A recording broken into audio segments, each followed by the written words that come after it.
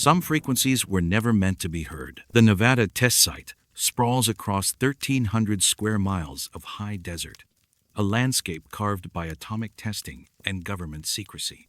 Within this restricted zone lies Mercury, Nevada, a company town built in 1950 to house the workers who would detonate 100 nuclear devices above and below the desert floor. Today, Mercury exists as a collection of abandoned buildings and restricted roads, monitored by cameras and patrolled by federal security. The town appears on few maps, and those who work there sign agreements that limit what they can say about their daily routines. The desert around Mercury holds secrets that predate the atomic age. Shoshone oral tradition speaks of a place where sound dies, where voices carry backward across the valleys. Early prospectors reported areas where their horses refused to travel, where compasses spun without reason. When the Atomic Energy Commission selected this region for weapons testing, they chose it partly for its isolation, but also for qualities that appeared in no geological survey. The land seemed to absorb disturbance, to contain it within invisible boundaries that even radiation respected. Highway 95 skirts the test site's eastern boundary, carrying traffic between Las Vegas and Reno through empty stretches where radio reception grows spotty and cellular towers stand farther apart. Drivers learn to scan for signals, searching for music or talk radio to fill the silence of long desert miles. It was on this highway, in the summer of 1993, that long-haul trucker Dennis Kowalski first encountered the transmission that would consume the next decade of his life. Kowalski was driving north past Mercury when his CB radio began picking up interference on Channel 19. The static resolved into something more troubling than the usual skip or atmospheric distortion. It was silence. Perfect, digital silence that overrode every frequency his radio could receive. The signal was so strong, it dominated his equipment completely, yet produced no sound whatsoever. When he pulled over to check his antenna connections, the silence followed him outside the cab, emanating from the radio with mechanical precision. Other drivers began reporting similar experiences along the same stretch of highway. The silence always appeared on different frequencies, but with identical characteristics. It lasted exactly 47 minutes before normal radio service resumed, and it occurred only between the hours of midnight and 4 a.m. The Federal Communications Commission received 17 formal complaints between 1993 and 1995, but their investigation files remain sealed under national security provisions. Radio technician Maria Santos worked for a Las Vegas broadcast engineering firm when the FCC contracted her company to investigate the interference reports. Santos specialized in signal analysis and had traced pirate radio transmissions across the Southwest. The Mercury anomaly presented challenges she had never encountered in 15 years of frequency monitoring. The signal showed characteristics that made no technical sense, Santos said in an interview conducted in 2007. When we analyzed it with spectrum equipment, it registered as a transmission, but there was no carrier wave, no modulation, no source signature. It was like measuring the weight of emptiness. Santos and her team spent 3 weeks in the desert during the winter of 1995, using direction-finding equipment to trace the source of the silent transmission. Their instruments consistently pointed toward the restricted area around Mercury, but the precise location shifted with each measurement. On some nights, the signal appeared to originate from a point 6 miles north of the town. On others, it came from coordinates that placed it underground, beneath areas where nuclear tests had created subsidence craters. We requested permission to take readings from inside the test site, Santos continued. The request was denied, then lost in bureaucracy. When we pressed for answers, we were told the FCC investigation had been suspended due to budget constraints. Local ham radio operators formed an informal network to monitor the phenomenon. They called themselves the Mercury Listeners, and they maintained detailed logs of when and where the silent transmission appeared. Their records, spanning nearly 2 decades, reveal patterns that neither the FCC nor any academic institution has been willing to examine officially. The transmission appears most frequently during periods of low atmospheric pressure, when weather systems move across the desert from the Pacific coast. It never manifests during daylight hours, and it has never been recorded during the week surrounding each full moon. Most significantly, the signal strength has increased measurably each year since monitoring began, growing powerful enough to override commercial radio stations as far away as Bakersfield, California. In 2004, electronics engineer Robert Chen attempted to build equipment capable of recording the silent transmission for later analysis. Chen worked for a defense contractor specializing in satellite communications, and he approached the Mercury phenomenon as a technical puzzle rather than an unexplained anomaly. "I designed a digital receiver specifically to capture and analyze this signal," Chen explained in correspondence with researchers at the University of Nevada. The equipment functioned perfectly when tested with normal radio transmissions. But when I pointed it toward Mercury during a period of known activity, the recording devices produced files that contained no data. Chen's receivers continued to function normally with all other frequencies, but they could not capture or store the silent transmission despite registering its presence. The digital files his equipment created during these episodes showed correct timestamps and file sizes, but contained only empty data structures, as if the recording process had been somehow inverted. The phenomenon has attracted attention from researchers studying electromagnetic anomalies in areas affected by nuclear testing. Dr. Absolute Elizabeth Morrison, a physicist at Los Alamos National Laboratory, has published papers on unusual radio propagation effects in the Southwest, though she has never directly addressed the Mercury transmissions. Nuclear testing creates long-term changes in the electromagnetic properties of soil and rock, Morrison noted in a presentation to the American Physical Society in 2009.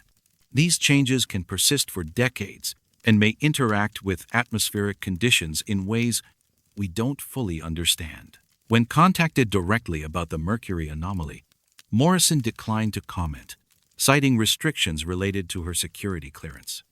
The town of Tonopah, Nevada, lies 60 miles north of Mercury, along Highway 95. The town's radio station, KTPH, has been documenting interference from the southern transmissions since 2006. Station manager David Reeves maintains a file of listener complaints about programming that cuts out mysteriously during late-night hours. "People call to report that our signal disappears completely, replaced by dead air," Reeves said. "But from our end, everything looks normal. Our transmitter shows no problems, no loss of power, no equipment failure. It's like the signal gets absorbed somewhere between our tower and their radios." KTPH broadcasts on 104.7 FM, but during periods of Mercury activity, listeners across Nye County report receiving the station's programming on 107.3 FM instead.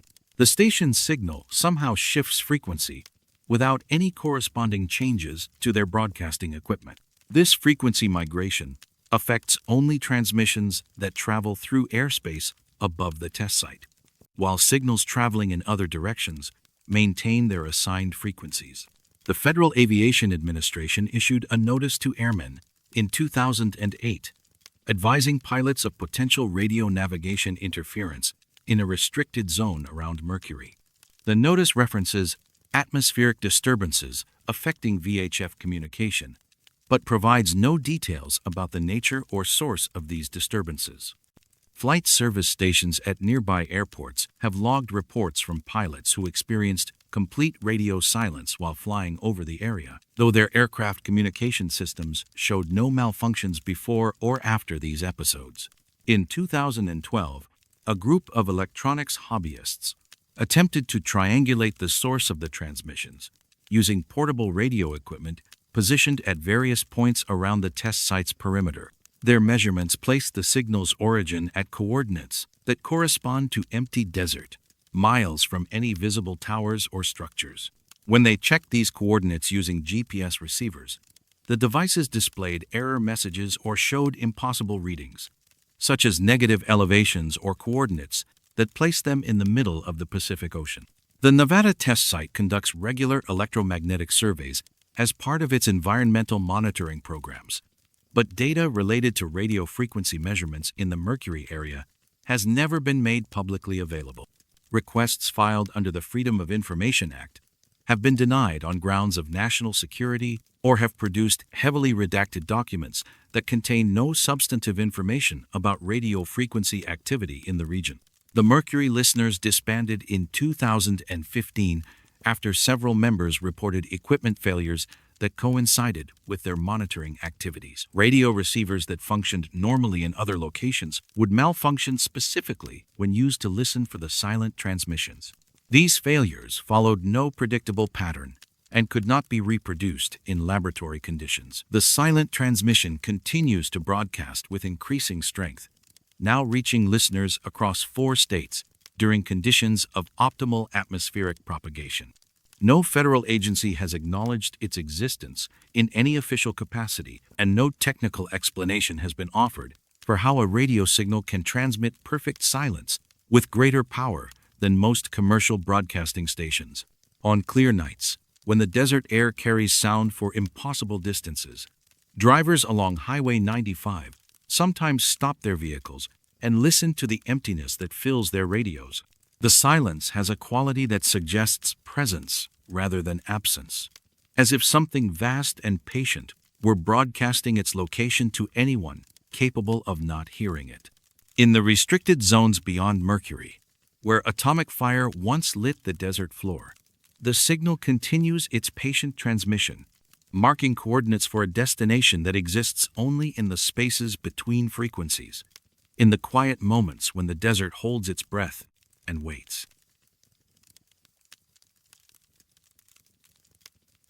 Some holes in the earth are meant to stay empty. The Goldfield Mining District sprawls across 40 square miles of Nevada desert, 90 miles northwest of Las Vegas.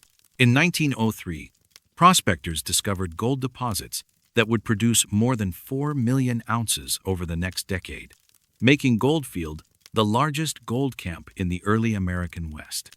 The town's population swelled to 20,000 before the ore played out, and the desert reclaimed most of what miners had built. Today, Goldfield exists as a collection of weathered buildings and scattered mining claims, where occasional prospectors still search for deposits the early miners might have missed. The geology of the Goldfield district reflects violent volcanic activity from 15 million years ago, when eruptions created the caldera system that concentrated gold in quartz veins throughout the region. Modern mining operations use sophisticated equipment to locate trace deposits in areas the early prospectors couldn't reach, and the Nevada Division of Minerals maintains detailed records of every claim filed in the state.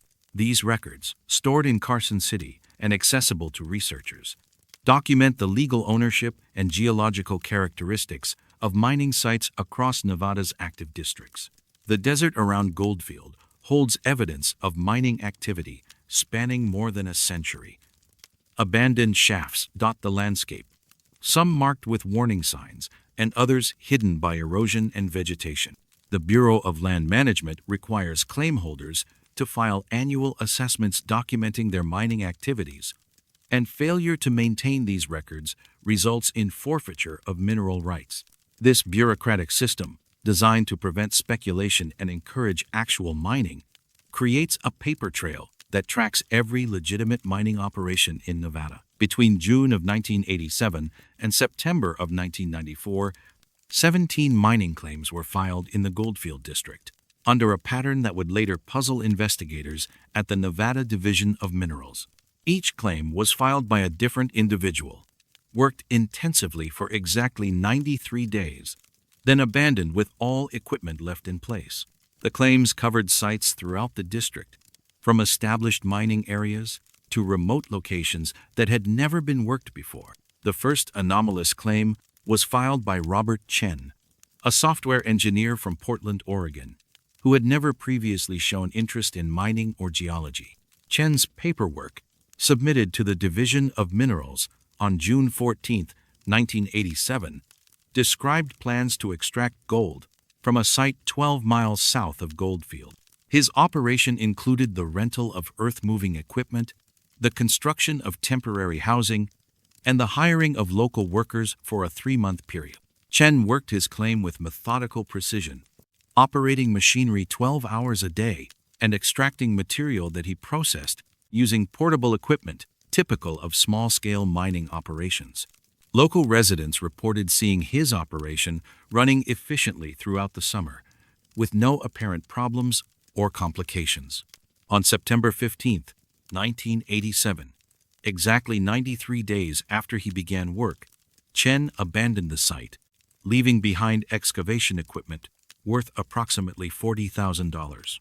When contacted by Division of Minerals officials about his abandoned equipment, Chen expressed confusion about the inquiry. He claimed to have no memory of filing a mining claim in Nevada and insisted he had never been to the state. When shown copies of his paperwork, including his signature and driver's license information, Chen maintained that the documents were fraudulent, though handwriting analysis confirmed they were authentic. Similar cases began appearing throughout the Goldfield district. In August of 1988, Helen Martinez, a school teacher from Phoenix, Arizona, filed a claim for a site near the historic Mohawk Mine. Like Chen, she worked the claim for exactly 93 days before abandoning it completely, leaving behind drilling equipment and a small trailer. When contacted afterward, Martinez had no memory of the Nevada operation and claimed to have spent that summer teaching summer school in Phoenix, a fact confirmed by school district records. The pattern continued with remarkable consistency. Thomas Wright, an accountant from Salt Lake City, filed a claim in 1989 and worked it for the same precise duration before disappearing, leaving behind excavation equipment and processed ore samples. Sarah Kim, a nurse from San Diego, repeated the pattern in 1990, abandoning her operation after exactly 93 days of intensive mining activity. Local mining engineer Daniel Rodriguez worked as a consultant for several small operations in the Goldfield area during the late 1980s and early 1990s. He encountered 3 of the anomalous claims during site inspections and noticed similarities that troubled him. These operations were run with unusual precision, Rodriguez said in an interview conducted in 2003. The claimants worked like they had detailed geological surveys, but they were extracting from areas that shouldn't have contained valuable deposits. When I examined their work sites after they left, I found evidence of mining techniques that weren't typical for small-scale operations. Rodriguez noted that the abandoned claims showed signs of systematic extraction following precise geometric patterns. The excavations were uniform in depth and spacing, suggesting the use of detailed subsurface mapping that would require expensive geological surveys. None of the claimants had filed the environmental assessments or geological reports typically required for such sophisticated operations. What bothered me most was the ore samples they left behind, Rodriguez continued. I sent several samples to the Colorado School of Mines for analysis. The results showed mineral compositions that didn't match the known geology of the Goldfield district. Some of the samples contained trace elements that aren't found naturally in North America. Geological surveys of the abandoned claim sites revealed additional anomalies. The excavations reached depths of exactly 47 feet, regardless of surface conditions or subsurface geology.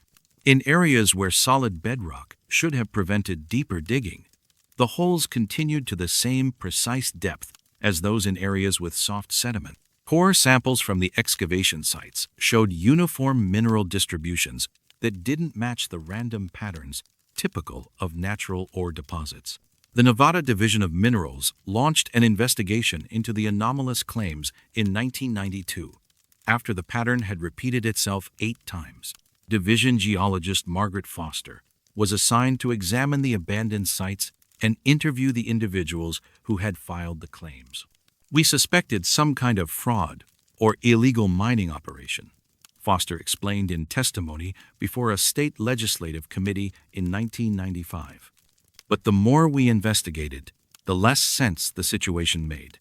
These people had spent substantial amounts of money to extract minerals from sites that geological surveys indicated were worthless. Foster's investigation revealed that each claimant had used legitimate banking institutions to finance their operations, obtaining loans secured by assets in their home states. The total amount of money invested across all 17 claims exceeded $800,000, far more than could be recovered from the sites they had worked. None of the claimants appeared to have profited from their Nevada operations. We interviewed 11 of the 17 claimants personally, Foster continued. Every single one claimed to have no memory of filing a mining claim or traveling to Nevada during the periods in question. When we showed them photographs of their mining operations, they insisted the people in the photos weren't them, despite clear physical resemblances and identification documents found at the sites. The investigation also revealed that several of the claimants had been documented in their home locations during the same periods when they were supposedly operating mining claims in Nevada. Thomas Wright's accounting firm in Salt Lake City had time records showing him working normal business hours throughout the summer of 1989, the same summer when mining equipment rental companies in Goldfield recorded him operating excavation machinery 12 hours a day. Bank records showed that the claimants had used their personal credit cards and checking accounts to pay for mining equipment and supplies in Nevada, but none of them recalled making these purchases. Security camera footage from equipment rental companies showed the claimants signing contracts and operating machinery, but when confronted with this evidence, they maintained their claims of having no memory of these activities. The Federal Bureau of Investigation opened a case file on the Goldfield anomalies in 1993, treating the situation as a potential case of identity theft or financial fraud. FBI agents interviewed the claimants and examined the abandoned mining sites, but their investigation was suspended after 6 months with no determination of criminal activity. There was no evidence of coercion or fraud, said retired FBI agent Patricia Collins, who worked on the case. These people had voluntarily signed contracts, obtained permits, and operated mining equipment. The fact that they claimed to have no memory of it wasn't grounds for criminal charges.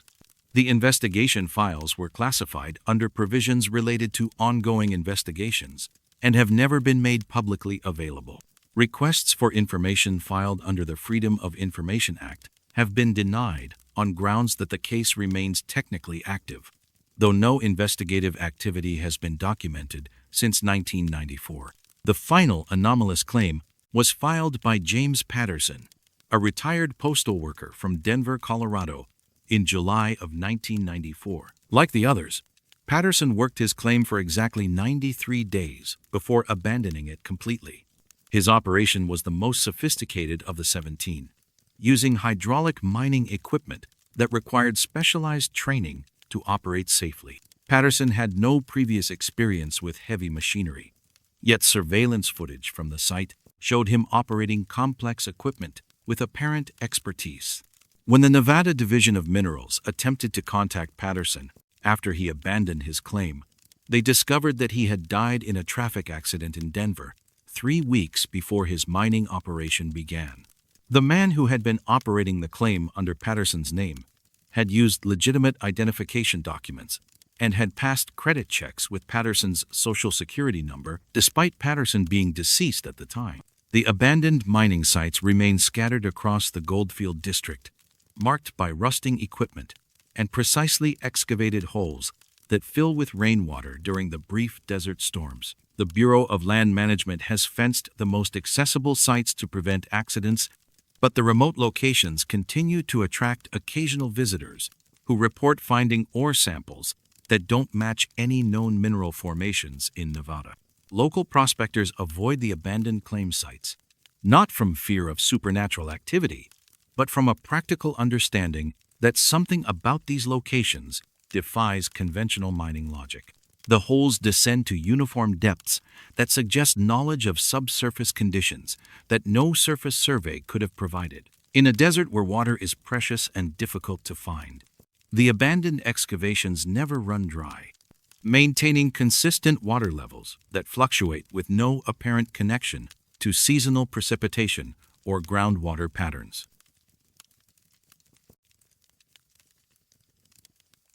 Time moves in only one direction, except when it doesn't. Rhyolite sits in the Amargosa Desert of southern Nevada, 4 miles west of Beatty and 12 miles south of the California border. Founded in 1905 during a gold rush that promised riches but delivered disappointment, the town grew to 8,000 residents before the ore deposits proved shallow and the mines closed by 1912.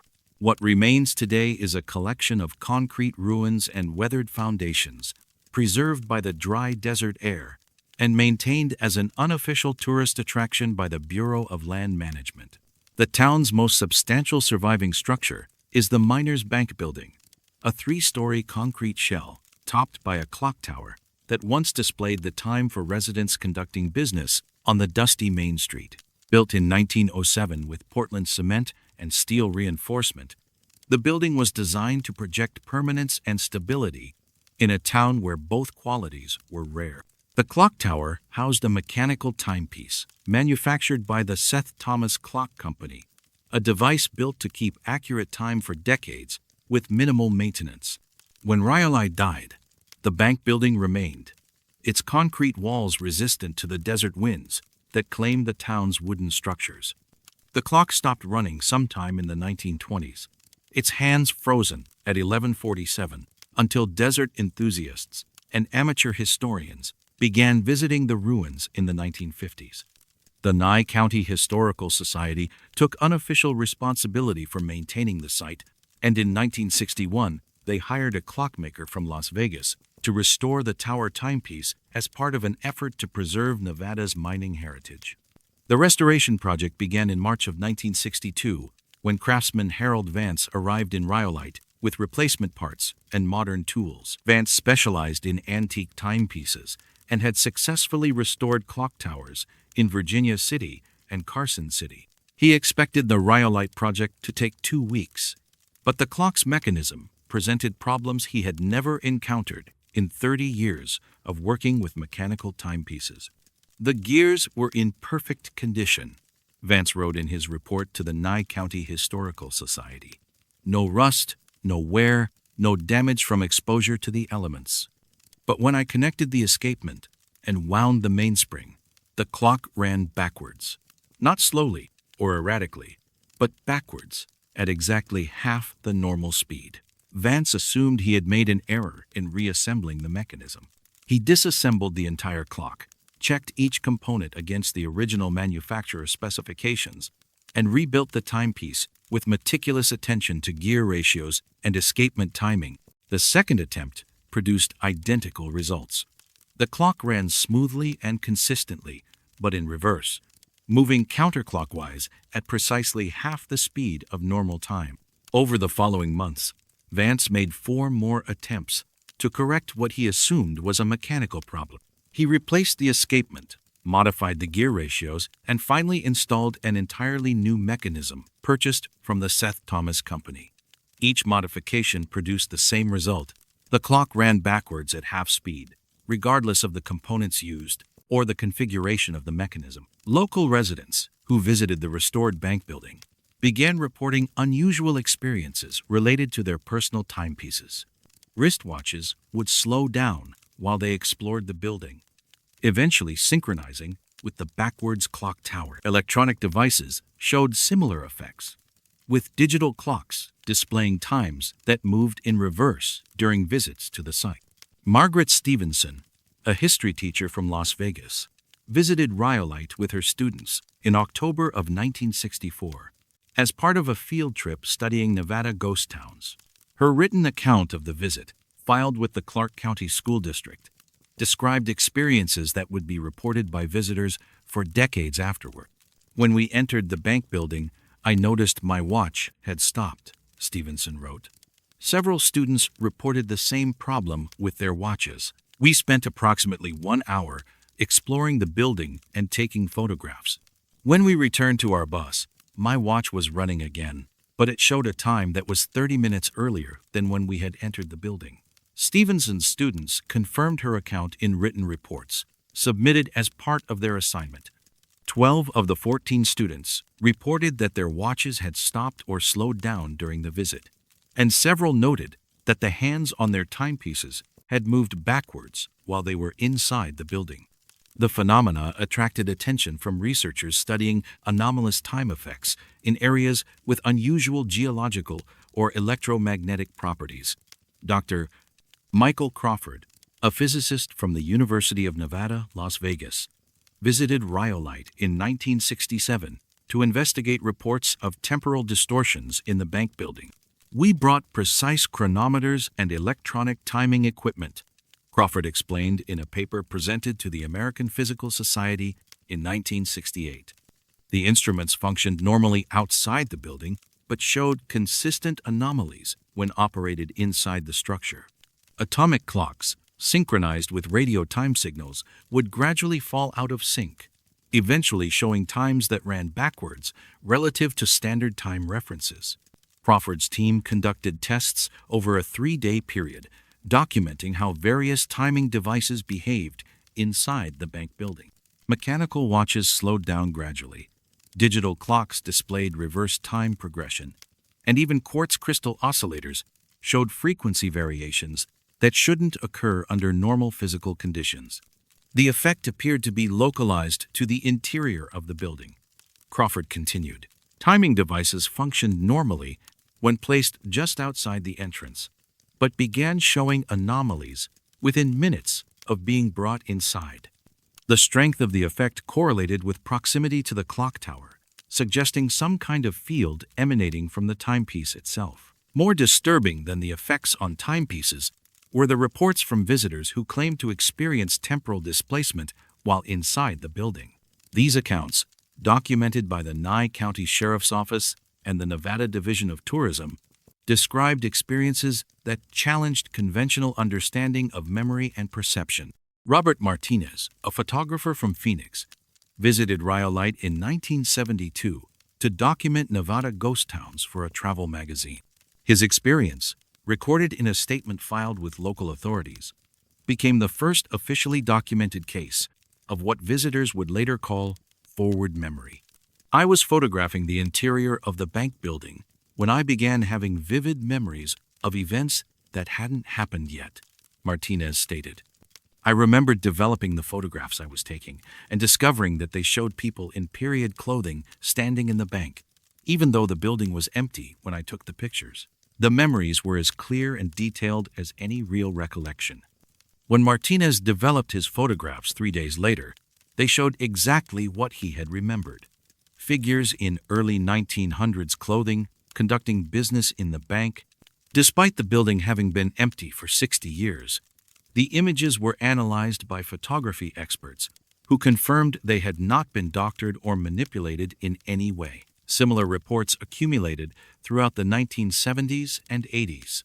Visitors described remembering future conversations, recalling events that would happen during their drive home, or experiencing detailed memories of news events that wouldn't occur for several days.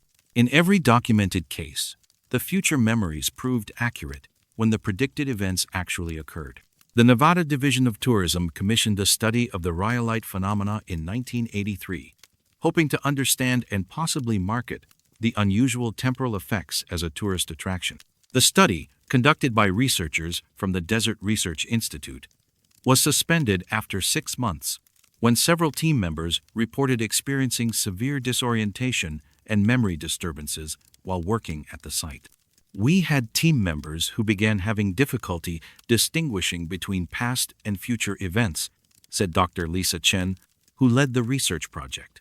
One researcher filed a report describing equipment failures that hadn't occurred yet, but happened exactly as he had described them 3 days later. "We suspended the study when it became clear that prolonged exposure to the site was affecting our ability to maintain objective scientific observation." The study's preliminary findings, obtained through a Freedom of Information Act request in 2007, documented measurable alterations in electromagnetic fields surrounding the clock tower. The research team detected low-frequency oscillations that didn't correspond to any known natural phenomena, and sensitive magnetometers recorded field patterns that appeared to rotate backwards through magnetic north. Clock repair specialist Jennifer Walsh was contacted by the Bureau of Land Management in 1995 to inspect the tower timepiece and determine whether the backwards operation could be corrected through mechanical adjustment. Walsh's examination revealed that the clock mechanism showed no signs of wear despite running continuously for 33 years. The components looked like they had been installed yesterday, Walsh reported.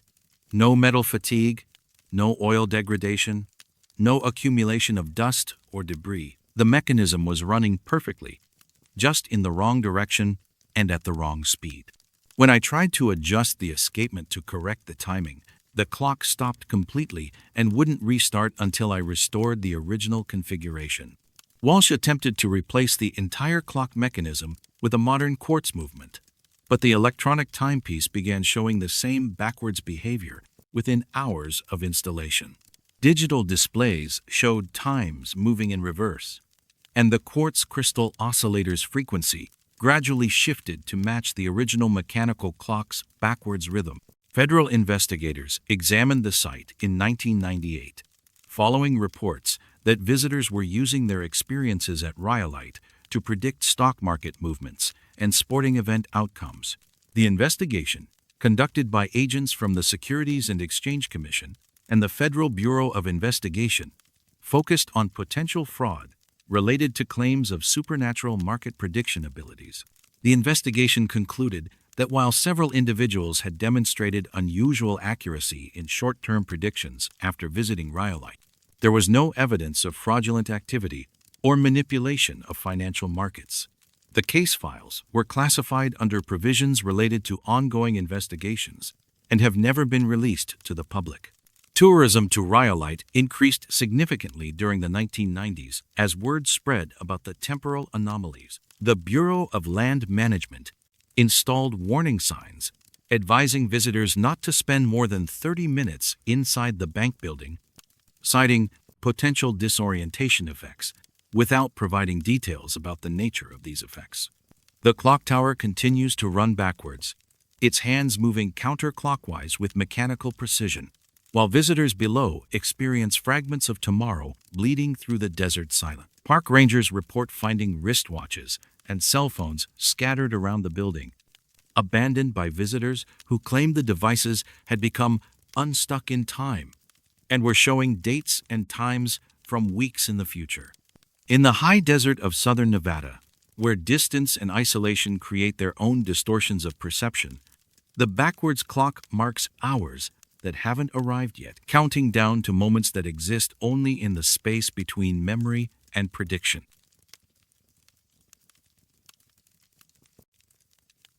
Some rocks remember songs that were never sung. Valley of Fire State Park sprawls across 46,000 acres of the Mojave Desert, 50 miles northeast of Las Vegas. The park's landscape formed from red sandstone, deposited during the Jurassic period, carved by wind and water into formations that rise like ancient monuments from the desert floor. Ancestral Puebloan people inhabited this region for thousands of years, leaving petroglyphs carved into the rock faces that record their presence in symbols archaeologists still struggle to interpret completely. The park's name derives from the way sunlight illuminates the red sandstone, creating an appearance of flame that flickers across the formations during sunrise and sunset. These rocks, composed primarily of iron oxide and quartz, were deposited in massive sand dunes approximately 150 million years ago, then compressed and uplifted during geological processes that created the distinctive layered patterns visible throughout the region. The Nevada Division of State Parks established the area as a preserve in 1935, recognizing both its geological significance and the fragile desert ecosystem it supports. Within the park's boundaries, a cluster of formations known locally as the Seven Sisters rises from a broad valley surrounded by higher ridges. These 7 sandstone pillars, each standing between 40 and 60 feet tall, are separated by narrow passages that create natural corridors through the formation. The sisters appear unremarkable compared to the park's more dramatic arches and fire-colored cliffs, but they occupy a position that amplifies sound across the surrounding valleys, making them a natural gathering place for early inhabitants who carved extensive petroglyphs into their surfaces. Park Ranger Daniel Morrison first documented the acoustic anomaly on September 23, 1978, during a routine patrol of the park's backcountry areas. Morrison was conducting a sunset inspection of the Seven Sisters Formation when he became aware of a low-frequency sound that seemed to emanate from the rocks themselves. "It started as something I felt more than heard," Morrison wrote in his incident report, filed with the Nevada Division of State Parks. "A vibration that seemed to come up through my boots, then gradually became audible as a humming sound. The tone was consistent, like a massive tuning fork, but there was no visible source for the vibration." Morrison's initial assumption was that the sound resulted from wind moving through cracks or cavities in the sandstone, a phenomenon common in desert rock formations. He examined the Seven Sisters carefully, looking for hollow chambers or fissures that might create resonance effects, but found only solid sandstone with the typical layered structure of sedimentary rock. The humming continued for approximately 20 minutes before fading to silence as night fell completely. Over the following months, Morrison documented 17 additional occurrences of the humming phenomenon. The sound appeared only on windless nights, when atmospheric conditions created perfect silence in the desert. It began consistently at the same low frequency, approximately 32 Hz, and maintained that tone for durations ranging from 15 minutes to over an hour. Most significantly, Morrison noted that the humming followed a temporal pattern, beginning at intervals of exactly 7 hours and 13 minutes. The Nevada Division of State Parks commissioned an acoustic study of the Seven Sisters Formation in 1980, concerned that the anomalous sounds might indicate structural instability in the sandstone that could pose safety risks to park visitors. Sound engineer Patricia Valdez led a team that spent 2 weeks monitoring the site with sensitive audio equipment designed to detect and analyze low-frequency phenomena. "We recorded the humming on multiple occasions," Valdez explained in her report to the State Parks Division. "The sound showed characteristics that didn't match any known acoustic phenomena in geological formations. The frequency remained absolutely constant, at 32.7 Hz, with no harmonic variations or frequency drift that would be expected from wind-generated sounds." Valdez's team used directional microphones to determine the source of the humming, but their measurements indicated the sound originated from multiple points throughout the Seven Sisters Formation simultaneously. When they placed sensitive vibration detectors in direct contact with the sandstone, the instruments registered no mechanical vibrations that could account for the acoustic energy being produced. "The sound was clearly audible and measurable with our equipment, but there was no detectable vibration in the rock itself," Valdez continued. "This created a paradox that violated basic principles of acoustics. Sound requires mechanical vibration to propagate, yet we were measuring acoustic energy without any corresponding mechanical source." Local Paiute elder Joseph Crowfeather, whose family had maintained traditional knowledge of the Valley of Fire region for generations, offered historical context for the humming phenomenon during consultations with park officials in 1981. "My grandfather told stories about the singing stones," Crowfeather said in an interview recorded by park historians. "He said the rocks remembered the voices of the ancient ones, and that they would sing back when the desert was completely quiet. The old people knew not to camp near the Seven Sisters on certain nights, when the stones would call to things that no longer walked in this world." Paiute oral traditions describe the Seven Sisters as a place where spiritual boundaries were thin, where voices from other times could be heard by those who knew how to listen. These accounts, documented by ethnologists studying indigenous knowledge of the Mojave region, consistently reference sounds emanating from the formation during specific conditions that match the documented acoustic phenomena. Geologist Dr. Rebecca Chen from the University of Nevada, Las Vegas, conducted a comprehensive geological survey of the Seven Sisters in 1983, hoping to identify subsurface features that might explain the acoustic anomalies. Chen's team used ground-penetrating radar and seismic reflection equipment to map the internal structure of the sandstone formation. We found nothing unusual in the geological composition, Chen reported in the Journal of Desert Geology. The Seven Sisters showed typical layered sandstone structure with no cavities, fault lines, or mineral inclusions that could create acoustic effects. The rock is solid Jurassic sandstone, identical to formations throughout the region that produce no anomalous sounds. Chen's seismic studies revealed another puzzling aspect of the phenomenon. During periods when the humming was clearly audible to human observers and detectable on acoustic equipment, seismographs placed around the formation registered no ground vibrations whatsoever. The sound appeared to exist independently of any mechanical disturbance that seismic instruments could measure. University of California researchers studying desert acoustics visited the Seven Sisters in 1985 as part of a broader investigation into sound propagation in arid environments. Their study, funded by the National Science Foundation, aimed to document how geological formations affect acoustic transmission in desert regions. The Valley of Fire site presented unique challenges to conventional acoustic theory, said Dr. Michael Torres, who led the research team. We recorded clear audio signals during the humming episodes, but when we analyzed the sound propagation patterns, they didn't conform to normal principles of acoustic transmission. The sound seemed to originate from the rocks themselves without any measurable energy source. The research team deployed an array of sensitive microphones around the Seven Sisters formation, hoping to triangulate the exact source of the humming.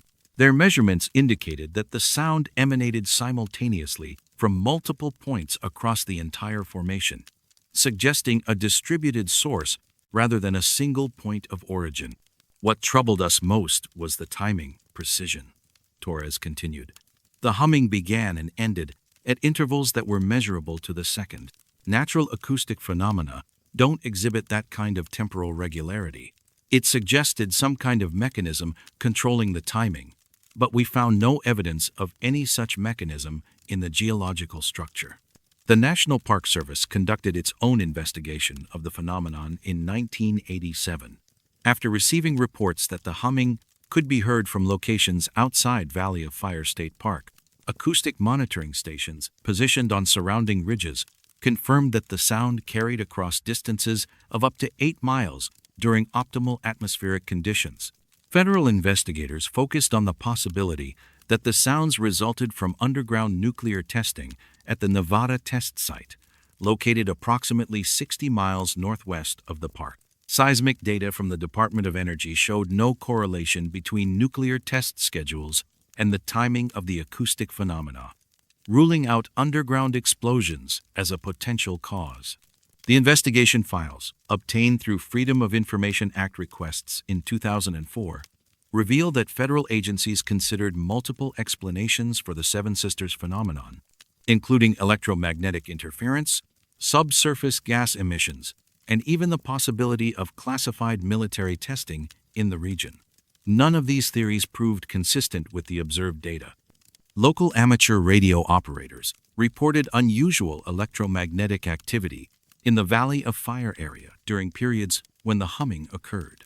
Radio frequency measurements showed low-level electromagnetic pulses that coincided with the acoustic phenomena, but the signals were too weak to account for the sound intensity measured by acoustic equipment. Park visitation records from the 1990s show a significant increase in overnight camping near the Seven Sisters formation, as word spread about the mysterious humming among enthusiasts of unexplained phenomena. The Nevada Division of State Parks eventually restricted camping in the immediate vicinity of the formation, citing concerns about visitor safety and environmental protection. "We had people coming from all over the country to hear the humming," said former Park Superintendent Linda Rodriguez. Some visitors reported feeling disoriented or experiencing vertigo during the acoustic episodes. "We couldn't allow camping that close to the formation when we didn't understand what was causing these effects on people." Scientific monitoring of the Seven Sisters continued sporadically through the 2000s, with researchers from various institutions conducting studies that documented the phenomenon without explaining it. The humming maintained its precise timing pattern and consistent frequency, showing no variation despite changes in weather, atmospheric pressure, or seasonal conditions. Tourism to Valley of Fire State Park increased significantly during the 2000s, partly due to internet discussions about the humming stones phenomenon. Park rangers began receiving dozens of inquiries each month from visitors hoping to experience the acoustic anomaly during their visits. The humming continues with mechanical precision, marking intervals that correspond to no known natural cycle or astronomical pattern. On windless nights when the desert achieves perfect silence, the Seven Sisters broadcast their 32 Hz signal across valleys that have remained unchanged for millions of years. Park rangers still document each occurrence, adding to a database that spans more than 4 decades, without bringing science any closer to understanding why sandstone formations sing songs that follow schedules written in no earthly calendar. In the high desert of southern Nevada, where ancient peoples carved symbols into rocks that witnessed the age of dinosaurs, the stones remember music that plays for an audience of stars and empty sky.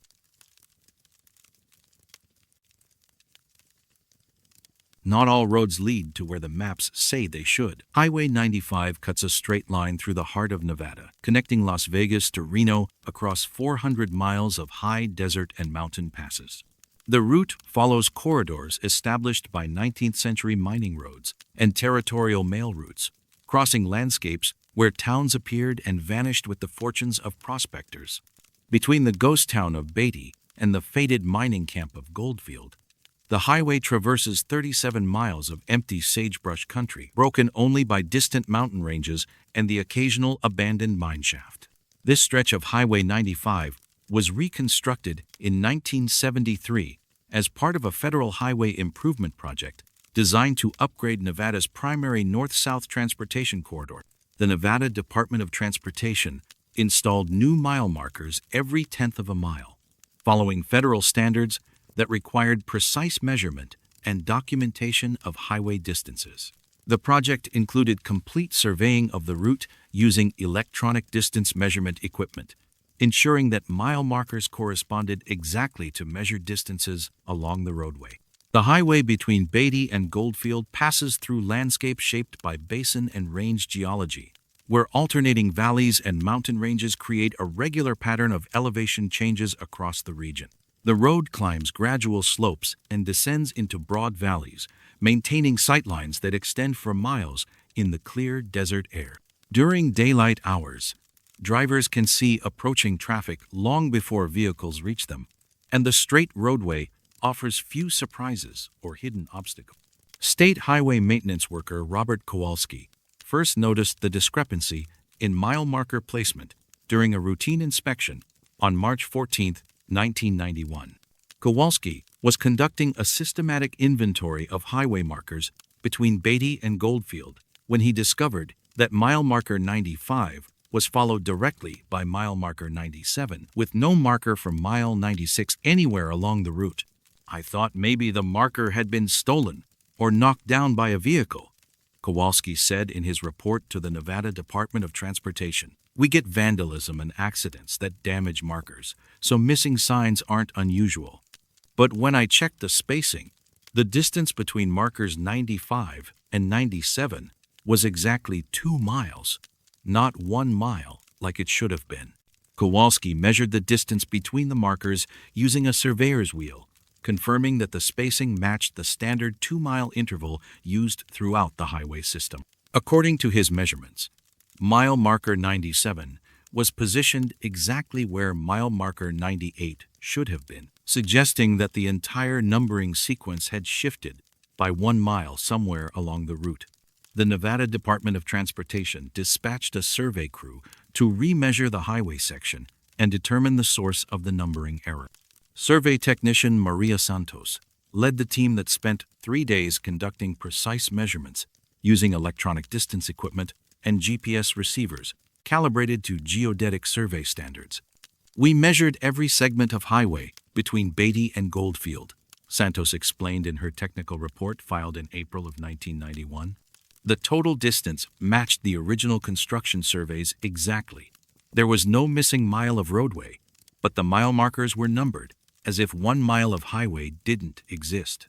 Santos's team compared their measurements to the original 1973 construction documents, which showed that mile markers had been installed at precisely measured intervals.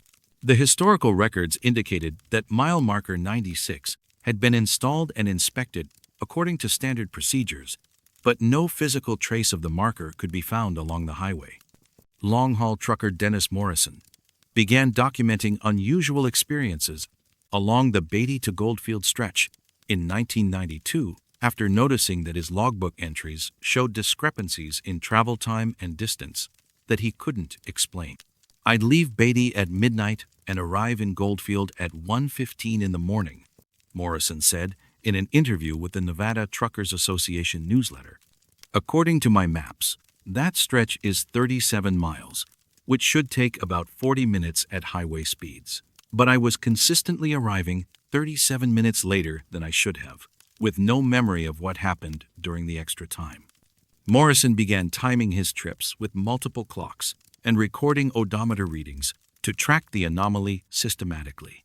His logs, spanning 18 months of regular runs between Las Vegas and Reno, showed that the missing time occurred only during nighttime travel and only on trips heading north from Beatty to Goldfield. Southbound trips showed normal travel times with no memory gaps. "The weirdest part was that my truck's odometer showed the correct mileage," Morrison continued. "If I was traveling for an extra 37 minutes, the odometer should have shown more miles than the map distance. But it always showed exactly 37 miles between Beatty and Goldfield, even though the trip took an hour and 15 minutes instead of 40 minutes. Other drivers began reporting similar experiences after Morrison's account was published in trucking industry publications. The Nevada Highway Patrol received dozens of reports from drivers who described losing time while traveling the Beatty to Goldfield section, particularly during late-night hours when traffic was minimal. Highway Patrol Sergeant Linda Rodriguez investigated the reports as potential safety hazards, concerned that drivers were experiencing fatigue-related microsleep episodes that could cause accidents on the isolated highway section. "We increased patrols in that area and conducted field sobriety checks on drivers who reported time loss," Rodriguez said in a departmental memo dated September 1993. "Every driver we tested showed normal alertness levels, with no signs of impairment or fatigue. Their vehicles showed no mechanical problems, and GPS units confirmed they had traveled the correct distance at normal highway speeds." Rodriguez's investigation revealed that drivers experiencing time loss had no recollection of the journey between mile markers 95 and 97. They remembered passing marker 95, and their next memory was seeing marker 97, with no awareness of the intervening distance or time. "These weren't tired drivers nodding off," Rodriguez explained. "They were alert and responsive when we interviewed them immediately after their trips. They just had no memory of 37 minutes of driving, despite arriving at their destination safely and on time, according to the extended travel duration." The Federal Highway Administration opened an investigation into the mile marker discrepancy in 1994, treating the issue as a potential mapping error that could affect emergency response and navigation systems. Highway engineer Dr. Michael Chen led a team that conducted comprehensive surveys using satellite positioning and laser measurement equipment. "We verified that the highway distance between Beatty and Goldfield was exactly 37 miles, matching all historical surveys," Chen reported to the FHA. "Mile markers were positioned at correct intervals, but the numbering sequence showed a gap at mile 96. We found no evidence that a marker had ever been installed at the 96-mile position." Chen's team examined the original construction records and discovered that mile marker 96 appeared in all planning documents and materials lists, but installation records for that specific marker were missing from the contractor's files. The gap in documentation occurred during a period when the construction supervisor had taken medical leave and temporary supervisors had signed off on work completion without verifying individual marker installations. The paperwork indicated that 97 markers were ordered and delivered to the construction site. Chen continued. But only 96 markers were actually installed, creating the numbering gap that persists today.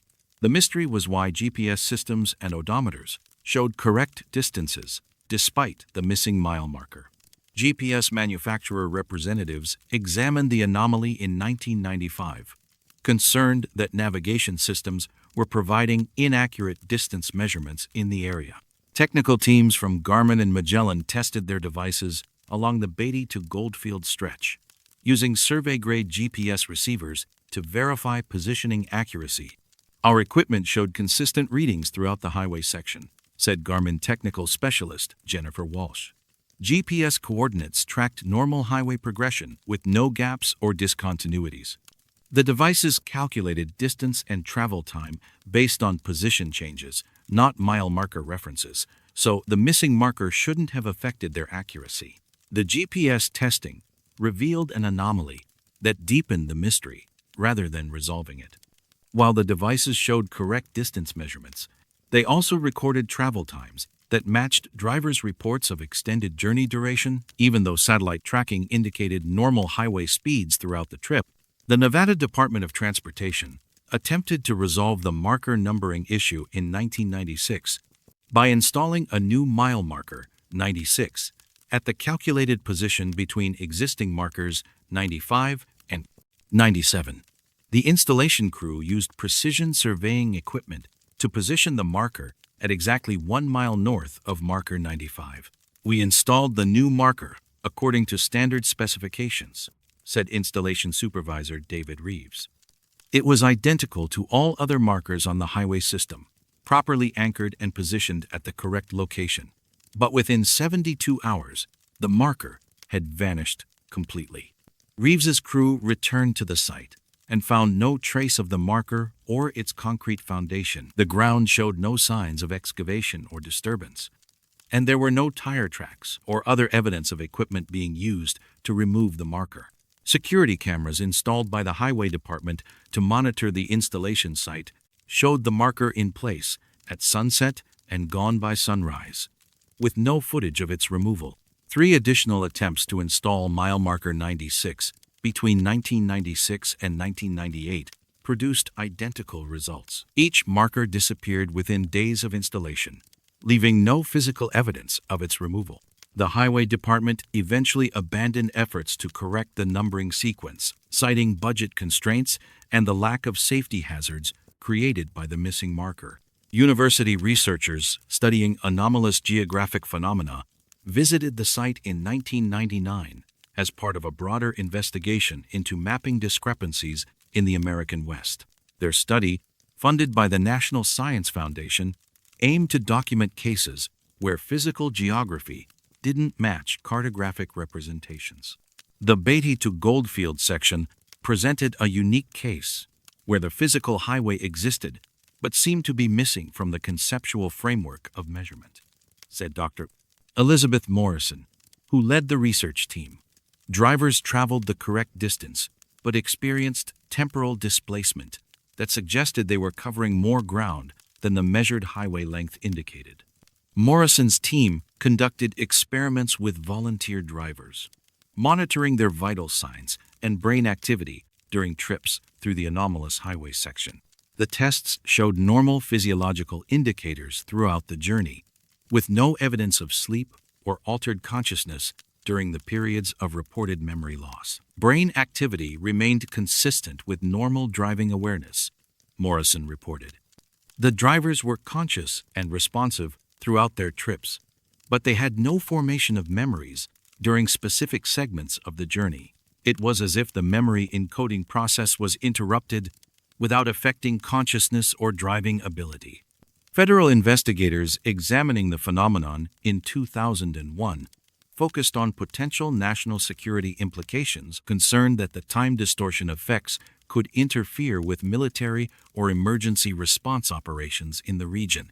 Their investigation, conducted under classified protocols, examined whether natural or artificial factors might create temporal anomalies affecting transportation in the area.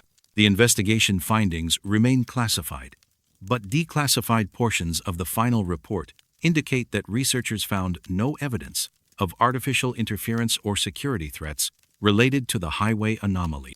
The classification of the remaining documentation has been extended repeatedly, with no scheduled date for public release. Highway 95 between Beatty and Goldfield continues to carry traffic across 37 miles of Nevada desert, where mile marker 95 stands at its measured position, and marker 97 marks a point exactly 2 miles farther north. Drivers still report lost time during nighttime journeys, arriving at destinations with no memory of covering ground that their vehicle's computers confirm they have traveled.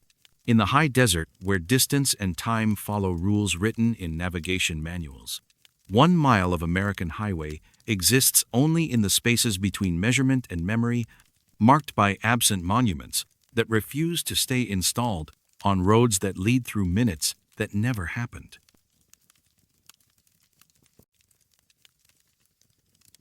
Some mirrors show tomorrow instead of today. Lake Mead sprawls across 167 square miles of the Colorado River Valley, created by the construction of Hoover Dam in 1935. The artificial lake, situated where Nevada meets Arizona, serves as the primary water source for Las Vegas and surrounding communities, while providing recreational opportunities in one of America's most arid regions. The lake's shoreline extends for 759 miles through desert landscape carved by volcanic activity and flash floods, creating numerous coves and inlets that remain largely unexplored despite the lake's popularity with boaters and fishermen. Within the Lake Mead National Recreation Area, dozens of small coves indent the shoreline, many accessible only by boat or challenging overland hikes through desert terrain. These isolated areas attract visitors seeking solitude away from the main recreational zones, where powerboats and water skiers dominate the lake's primary channels. The coves vary dramatically in character, from sandy beaches suitable for camping to rocky alcoves surrounded by steep cliffs that create natural amphitheaters where sound carries across the water with unusual clarity. One such cove, located approximately 14 miles east of the Hoover Dam, along the lake's northern shore, appears unremarkable in size and setting. The inlet extends roughly 200 yards into the surrounding desert hills, fed by seasonal runoff that creates a marshy area during rare periods of significant rainfall. No official designation marks this location on Park Service maps, and no established trails lead to its isolated position among the fractured volcanic rock that characterizes this section of the Lake Mead shoreline. Amateur astronomer David Martinez first documented the optical anomaly on August 12, 1978, during a camping trip intended to photograph celestial objects away from the light pollution of Las Vegas.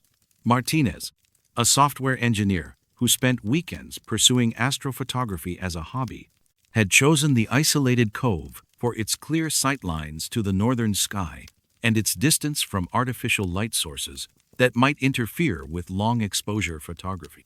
I was setting up my telescope around 10 p.m.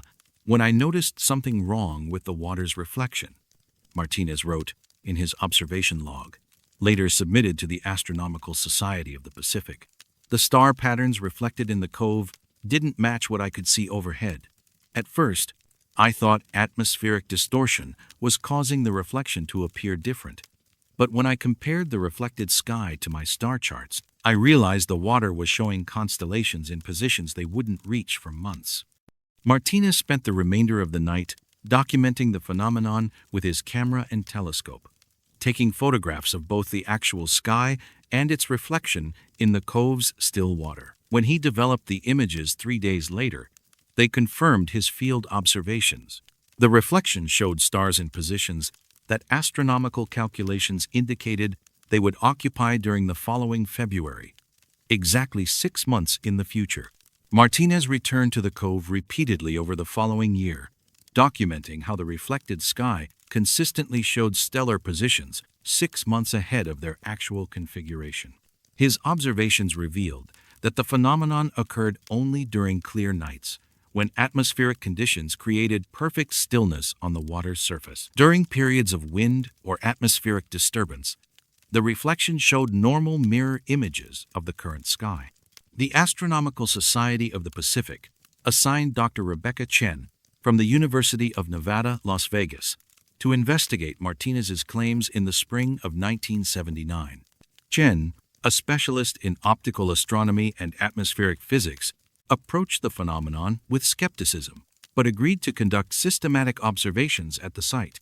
My initial assumption was that Martinez had made observational errors or misidentified star patterns, Chen explained in her preliminary report to the Society.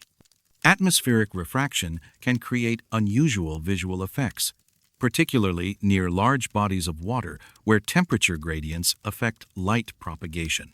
But when I compared the reflected star positions to my own astronomical calculations, I found they matched predicted stellar configurations for exactly 6 months in the future. Chen's investigation spanned 8 months, during which she visited the cove on 23 occasions with increasingly sophisticated equipment. She used precise astronomical instruments to measure star positions in both the actual sky and the reflection, confirming that the cove's water surface somehow displayed future stellar arrangements with mathematical accuracy.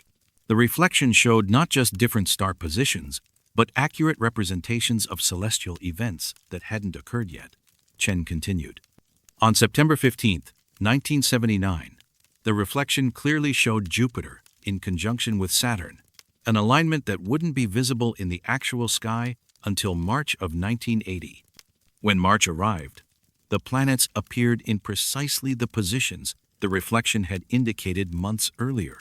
Park Ranger Michael Torres became aware of the astronomical anomaly in 1980 when Chen requested permission to establish a temporary observation station at the cove. Torres had worked at Lake Mead for 8 years without encountering reports of unusual phenomena, and he initially treated Chen's research as an academic curiosity, unlikely to affect park operations. Dr. Chen explained that she was studying optical effects related to light reflection off water surfaces. Torres said in an interview conducted in 2005. She didn't mention the temporal aspect initially, just that she needed to conduct long-term observations at that specific location. It wasn't until I accompanied her on several observation sessions that I understood what she was actually documenting. Torres observed the phenomenon firsthand during a clear night in October 1980, when Chen demonstrated how the reflection consistently showed future star positions. Torres photographed the reflection using a standard camera, and the developed images confirmed the presence of stellar arrangements that wouldn't be visible for months. What troubled me most was how accurate the predictions were, Torres continued. Dr. Chen would point out specific features in the reflection and tell me when they would appear in the real sky. She was never wrong. The reflection showed eclipses, meteor shower peak dates, and planetary alignments months before they happened, all with perfect timing. Word of the phenomenon spread through astronomical circles, despite Chen's attempts to conduct her research quietly. By 1981, amateur astronomers and professional researchers were making regular pilgrimages to the cove, hoping to observe the temporal reflection effect and conduct their own investigations. Dr. James Patterson, an astrophysicist from the California Institute of Technology, organized a comprehensive study of the phenomenon in 1982, bringing sophisticated optical equipment and a team of graduate students to document the anomaly under controlled conditions. We approached this as a potential discovery of unknown physical principles governing light behavior in specific environmental conditions, Patterson explained in his research proposal to the National Science Foundation. If water could somehow reflect light from future stellar positions, it would require revision of fundamental assumptions about causality and information transmission. Patterson's team spent 6 weeks at the cove, using laser interferometry and spectroscopic analysis to examine the light reflected from the water's surface. Their measurements confirmed that the reflected light carried information about stellar positions that wouldn't be observable for 6 months, but provided no explanation for how this information reached the Earth ahead of normal light speed transmission. The reflected light showed correct spectral signatures for stars in their future positions, Patterson reported. We were measuring actual starlight that carried information about stellar arrangements from 6 months in the future. This violated everything we understood about how light propagates through space and time. The National Science Foundation funded a larger investigation of the phenomenon in 1983, treating it as a potential breakthrough in understanding temporal mechanics and information theory. The study, classified under provisions related to fundamental physics research, involved teams from multiple universities and government laboratories. Declassified portions of the research files, obtained through Freedom of Information Act requests in 2008, revealed that investigators documented the reflection's accuracy in predicting astronomical events, but failed to identify any mechanism that could account for the phenomenon. The study was suspended after 18 months, when several team members reported experiencing temporal disorientation while conducting observations at the site. Researchers began having difficulty distinguishing between current and future astronomical observations. According to a partially redacted incident report, team members would remember observing celestial events that hadn't occurred yet, and some claimed to have knowledge of future astronomical discoveries that wouldn't be made for years. The Lake Mead National Recreation Area quietly restricted access to the cove in 1985, citing concerns about visitor safety and environmental protection. Official documentation attributed the restrictions to unstable rock formations and flash flood dangers, but internal Park Service memos referenced ongoing scientific studies requiring controlled access conditions. Amateur astronomers continued to visit the area illegally, documenting the reflection phenomenon and posting their observations on early internet forums dedicated to unexplained astronomical phenomena. These reports, spanning the 1990s and 2000s, consistently described the 6-month temporal displacement effect and its accuracy in predicting future celestial events. Dr. Lisa Morrison, a theoretical physicist studying temporal anomalies at Los Alamos National Laboratory, examined the Lake Mead data in 2004 as part of classified research into time-related phenomena. Her analysis, portions of which were declassified in 2015, concluded that the reflection demonstrated properties consistent with closed time-like curves in localized space-time regions. The Lake Mead anomaly suggests the existence of conditions where information can propagate backwards through time within specific geographical boundaries, Morrison wrote in her summary report. While we cannot explain the mechanism creating these conditions, the phenomenon provides empirical evidence that temporal causality operates differently in some locations than current physics predicts. Morrison's research was terminated when she began experiencing what her colleagues described as temporal displacement episodes similar to those reported by earlier investigators. She claimed to remember future experimental results and described upcoming astronomical discoveries in detail that proved accurate when the predicted events occurred months later. Satellite monitoring of the Cove area began in 2006, with National Security Agency equipment tracking electromagnetic anomalies that might correlate with the temporal reflection phenomena. The monitoring data remains classified, but astronomical observations by independent researchers indicate that the effect continues with undiminished accuracy. Recent developments in quantum physics and information theory have prompted renewed interest in the Lake Mead phenomenon among researchers studying the relationship between consciousness, time, and observation. Several theoretical papers published in peer-reviewed journals reference the Cove's temporal reflection properties as potential evidence for quantum mechanical effects operating on macroscopic scales. The unnamed Cove continues to reflect tomorrow's stars, in tonight's water, displaying celestial arrangements that won't be visible for 6 months, while astronomers document predictions that never fail to materialize exactly as the reflection indicates. In the desert lake created by human engineering, where water exists only because concrete dams hold back the Colorado River. The night sky breaks its own rules and shows travelers glimpses of months they haven't lived yet. Park rangers still find abandoned telescopes and cameras at the site, left behind by visitors who claimed the future sky was so beautiful they forgot which century they were living in.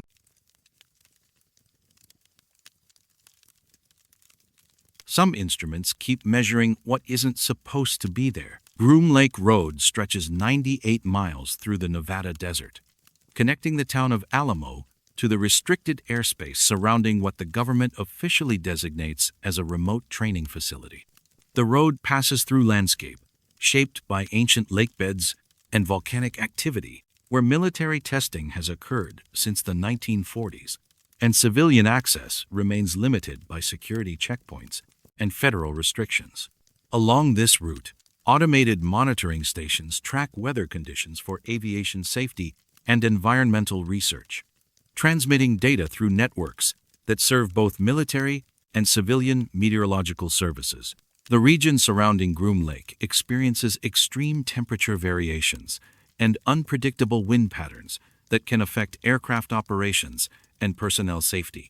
Weather monitoring in this area requires sophisticated equipment capable of functioning in harsh desert conditions while providing accurate data for flight operations and scientific research. The National Weather Service maintains several automated stations throughout southern Nevada, collecting atmospheric data that feeds into national forecasting models and climate databases. During the Cold War, the military established numerous monitoring stations to track atmospheric conditions that might affect sensitive operations or testing activities. Many of these installations were constructed with redundant systems and hardened electronics designed to function during extreme events or electromagnetic interference. When operations ended or moved to other locations, most monitoring equipment was removed or officially decommissioned, though some automated systems continued operating until their power sources failed or maintenance contracts expired. Weather Service technician Robert Chen first noticed the anomalous data stream on November 7, 1991, during routine maintenance of the agency's computerized data collection network. Chen was reviewing transmission logs from automated stations across Nevada when he discovered that station designation WX47, officially decommissioned in 1985, was continuing to send regular weather reports to the central database. "I thought it was a software glitch at first," Chen said in his incident report filed with the National Weather Service Regional Office. Old station identifiers sometimes remain in the database after equipment is removed, and we occasionally get phantom data from programming errors or signal interference. But when I checked the transmission source, the data was coming from the correct geographic coordinates for WX47. Chen's investigation revealed that station WX47 had been installed in 1978 as part of a military environmental monitoring program. The station was officially decommissioned on August 15, 1985, when funding for the program ended and equipment was scheduled for removal. Maintenance records indicated that technicians had successfully disconnected the station's power supply and communication equipment, rendering it inoperative.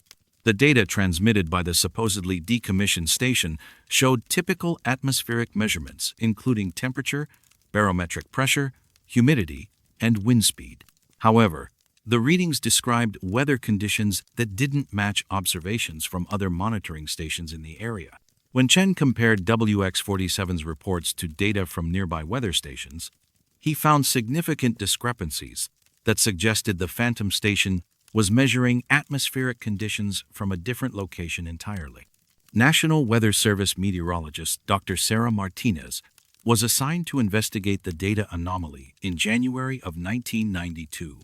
Martinez specialized in automated weather station networks and had experienced troubleshooting communication problems that affected remote monitoring equipment throughout the Southwest.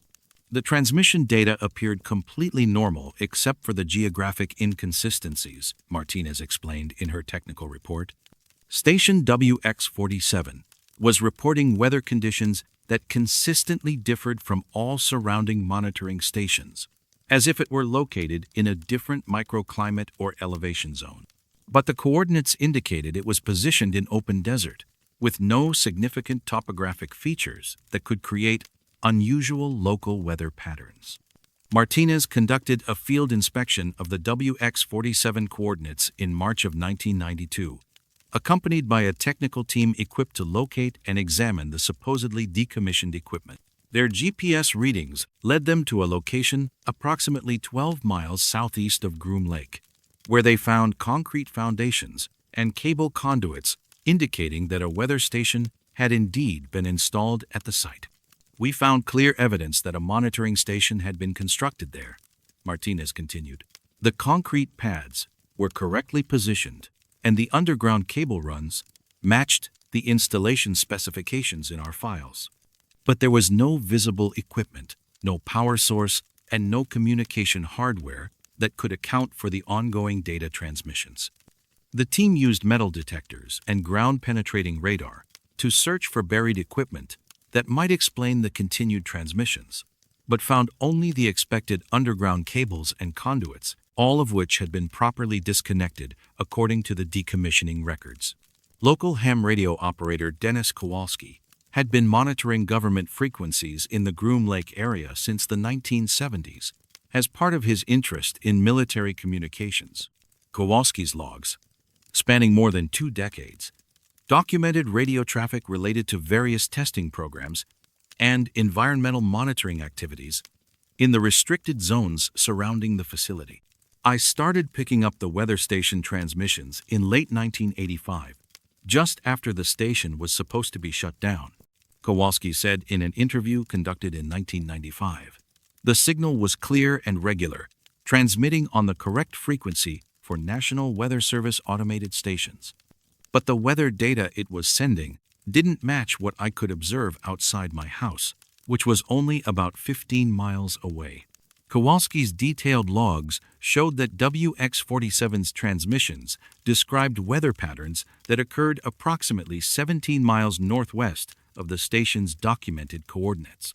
When he compared the Phantom station's reports to observations from that displaced location, the data showed remarkable accuracy in describing atmospheric conditions for the alternate geographic position. "The strangest thing was how accurate the data was for the wrong location," Kowalski continued. "If you plotted the weather conditions 17 miles northwest of where the station was supposed to be, the reports matched perfectly with what you could observe in that area. It was like the station had somehow moved itself, but was still transmitting from the original coordinates." The Federal Aviation Administration became involved in the investigation when air traffic controllers noticed discrepancies between weather reports from WX-47 and actual conditions observed by pilots flying in the area. Controllers at McCarran International Airport in Las Vegas used automated weather data to provide pilots with current conditions for flight planning, and the anomalous reports from WX-47 were causing confusion about actual atmospheric conditions near restricted airspace. FAA investigator Patricia Walsh examined the weather data discrepancies as potential safety hazards affecting aviation operations in the region. Her investigation, conducted between April and September of 1992, focused on identifying the source of the erroneous weather reports and correcting any communication problems that might endanger aircraft. "We confirmed that the data attributed to station WX-47 was being received by air traffic control computers and integrated into weather briefings for pilots," Walsh reported to the FAA's regional office.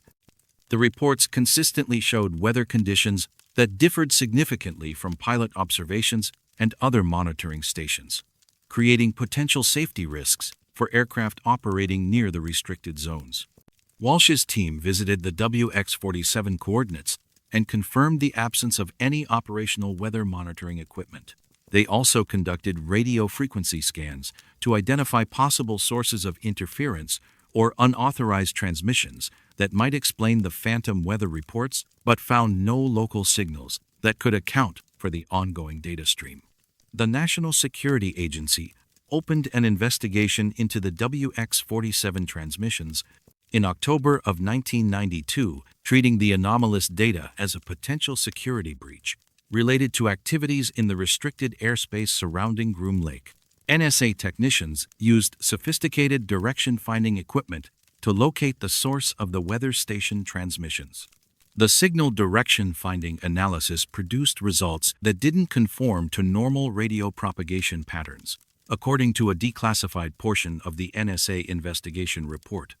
While the transmissions appeared to originate from the documented WX-47 coordinates, the signal characteristics suggested a source located approximately 17 miles northwest of that position. The NSA investigation team visited both the documented WX-47 location and the coordinates indicated by their signal analysis. At both sites, they found no evidence of transmitting equipment or power sources that could account for the ongoing weather station broadcasts. The investigation was classified and transferred to other agencies after 6 months of inconclusive findings. Dr. Michael Torres, an atmospheric physicist from the University of Nevada, Las Vegas, studied the WX-47 data as part of his research into microclimate formation in desert environments. Torres was interested in how topographic features and underground water sources could create localized weather patterns that differed significantly from surrounding conditions. The WX-47 data described atmospheric conditions that were consistent with a location having different elevation, humidity sources, and wind exposure than the documented station coordinates. Torres explained in his research paper, published in the Journal of Applied Meteorology.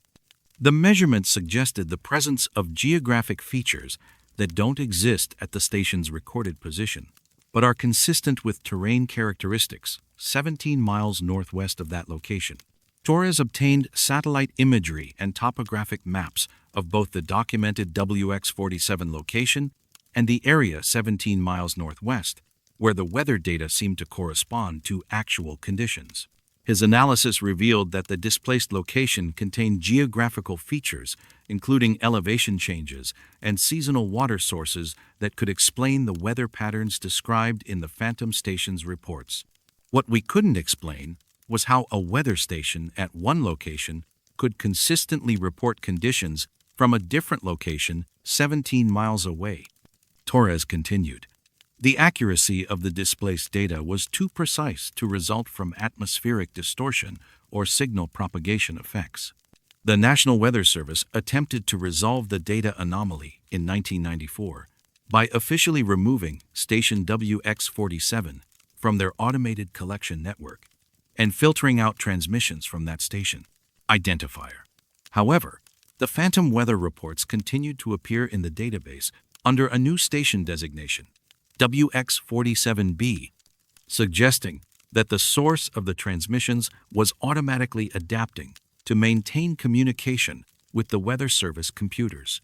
Attempts to block all transmissions from the geographic area around the original WX-47 coordinates resulted in the weather data appearing under additional station identifiers, each reporting the same displaced atmospheric conditions with identical accuracy. The Weather Service eventually classified the ongoing transmissions as an unresolved technical problem and established procedures to exclude the phantom data from official forecasts and aviation briefings. Government monitoring of the WX-47 phenomenon continues under classified protocols, with various agencies maintaining surveillance of the transmissions without publicly acknowledging their existence. The weather data stream remains active, consistently reporting atmospheric conditions from a location that satellite imagery shows as empty desert, marked by no visible structures or equipment that could explain how precise meteorological measurements continue to be collected and transmitted from coordinates that exist only in the spaces between what maps show and what instruments insist is there. In the Nevada desert, where military secrets hide behind restricted airspace and warning signs, an invisible weather station keeps measuring atmospheric conditions from tomorrow's forecast, broadcasting data about skies that exist 17 miles northwest of nowhere, reporting on weather patterns that form over landscapes no satellite has ever photographed.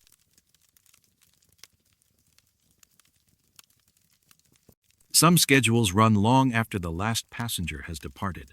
Caliente sits in a narrow valley in eastern Nevada, 90 miles north of Las Vegas, where the Union Pacific Railroad once maintained a division point for trains crossing the desert between Salt Lake City and Los Angeles. Founded in 1901 as a water stop and maintenance facility, the town grew to support the crews and equipment required for steam locomotive operations through the challenging terrain of Lincoln County. The railroad brought prosperity to Caliente for 7 decades, providing employment for mechanics, engineers, and support staff who kept the transcontinental trains running through Nevada's high desert. The Union Pacific maintained passenger service through Caliente until 1974, when declining ridership and competition from interstate highways made the route financially unsustainable. The last official passenger train departed Caliente on May 15, 1974, carrying 12 passengers on a journey that had once transported hundreds of travelers daily between major western cities. After passenger service ended, freight trains continued using the tracks until 1989, when Union Pacific rerouted cargo operations to more efficient corridors and officially abandoned the Caliente division.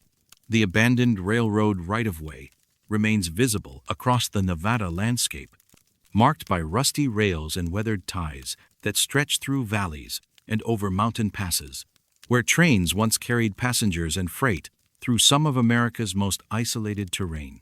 The tracks through Caliente run parallel to Highway 93, crossing the Meadow Valley Wash on a concrete bridge built in 1923 to replace an earlier wooden trestle that had been damaged by flash floods. Local residents use portions of the abandoned railroad bed as walking trails, and railroad enthusiasts occasionally visit to photograph the remnants of Nevada's transportation history.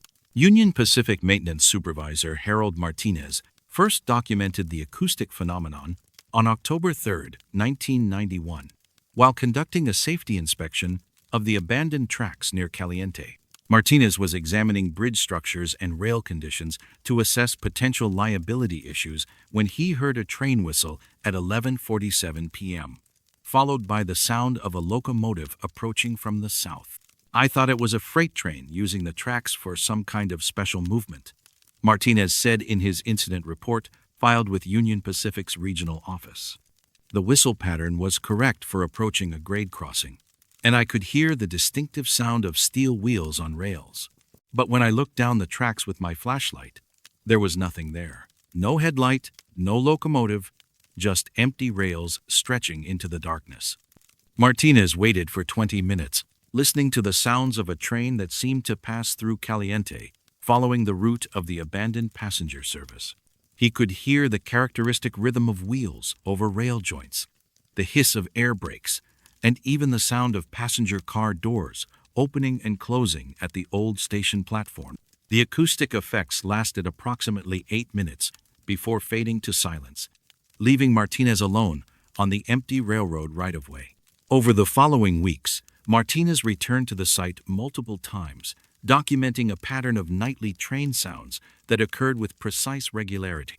The phantom train appeared every night at exactly 11:47 p.m., following the schedule of the old passenger service that had connected Caliente to Las Vegas and Salt Lake City.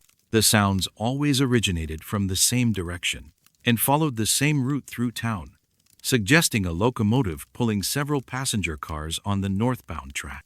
Local residents began reporting similar experiences after Martinez's initial documentation brought attention to the phenomenon. Robert Chen, who lived in a house adjacent to the railroad tracks, had been hearing the nightly train sounds for months, but had assumed they resulted from freight operations he wasn't aware of. "My bedroom window faces the tracks, and I'd been waking up every night around midnight to the sound of a train going through town," Chen said in an interview with the Lincoln County Record in 1992. "I thought maybe Union Pacific was running some kind of maintenance trains or special freight service. It wasn't until I read about Harold's report that I realized there weren't supposed to be any trains on those tracks." Chen began keeping detailed logs of the train sounds, noting their timing, duration, and acoustic characteristics. His record showed that the Phantom train maintained the exact schedule of the old passenger service, including a 4-minute stop at the Caliente station, where the sounds of passenger activity could be heard clearly from his house, 200 yards away. You could hear people talking and moving around, car doors slamming, even the conductor calling out station announcements, Chen continued. It sounded exactly like the old passenger trains I remembered from when I was a kid, except there was nothing on the tracks. I'd go outside with a flashlight, and the rails would be empty, but the sounds would continue, like there was a real train stopped at the platform. Nevada seismologist Dr. Patricia Walsh became interested in the Caliente phenomenon when she learned that residents were reporting train sounds on abandoned tracks. Walsh specialized in identifying the sources of mysterious vibrations and had investigated similar reports throughout the Southwest, where abandoned railways sometimes produced unexplained acoustic effects. Railroad tracks can act as transmission lines for vibrations from distant sources, Walsh explained in her preliminary assessment. Sometimes trains operating on connected rail networks can create vibrations that travel for miles through steel rails, producing ghost sounds at locations where no trains are actually present. Walsh installed sensitive seismic monitoring equipment along the abandoned tracks in Caliente during December of 1991, hoping to identify vibration sources that might explain the phantom train sound. Her instruments detected significant seismic activity every night at 11:47 p.m., showing vibration patterns consistent with a locomotive and multiple passenger cars traveling through the area. The seismic data clearly showed the signature of a train passing through Caliente, Walsh reported in the Journal of Applied Seismology. The vibration patterns matched what we would expect from a passenger train of the type that operated on that route during the 1970s. But there was no corresponding train traffic on any connected rail network that could have produced those vibrations. Walsh's monitoring equipment recorded the phantom train's seismic signature for 6 consecutive months, documenting consistent patterns that corresponded exactly to the acoustic phenomena reported by local residents. The vibrations always followed the same route and timing, suggesting a source that maintained precise scheduling despite the absence of any physical train. The Federal Railroad Administration opened an investigation into the Caliente reports in 1992, concerned that unauthorized train operations might be occurring on tracks that were supposed to be abandoned. FRA Inspector Michael Torres visited the site to examine the rail conditions and determine whether the tracks could support actual train traffic. The tracks were clearly abandoned and hadn't seen maintenance in years, Torres reported to the FRA regional office. The rails showed significant corrosion, and the roadbed had deteriorated to the point where any real train operation would be extremely dangerous. But we found fresh wear patterns on the railheads that appeared every morning and disappeared by afternoon. Torres documented the mysterious wear patterns with photographs taken at different times throughout the day. The images showed shiny patches on the steel rails that appeared overnight, consistent with the wear patterns created by train wheels. But these marks faded during daylight hours and were completely gone by noon. The wear patterns were exactly what you'd see from regular train traffic, Torres continued. But they appeared and disappeared on a daily cycle that made no sense from a metallurgical standpoint. Steel doesn't polish itself overnight and then return to a corroded state the next day. Union Pacific commissioned a comprehensive inspection of the abandoned Caliente tracks in 1993. Hoping to determine whether structural problems or unusual environmental conditions might explain the reported phenomena. Railroad engineer Dr. Jennifer Walsh led a team that examined every aspect of the track infrastructure, from the rail steel to the underlying geology. We found no evidence of structural problems or environmental factors that could create the reported acoustic and seismic effects, Walsh reported to Union Pacific management. The track structure was typical of abandoned railways throughout the region, with no unusual characteristics that might explain the phantom train phenomena. Walsh's team used specialized equipment to test the acoustic properties of the abandoned tracks, hoping to identify resonance effects or other physical mechanisms that might produce train sounds without actual train traffic. Their tests revealed that the tracks could transmit vibrations over long distances, but no source existed that could create the complex patterns documented by seismic monitoring. Local law enforcement became involved in the investigation when reports of the phantom train began attracting visitors to Caliente who hoped to experience the phenomenon firsthand. Lincoln County Sheriff's Deputy Sarah Martinez conducted regular patrols of the area during the nightly appearances, documenting the acoustic effects while ensuring that trespassers didn't endanger themselves on the abandoned railway property. "I've heard the train sounds myself during dozens of patrols," Martinez said in her report to the Sheriff's Department. "It's clearly audible and follows the same pattern every night.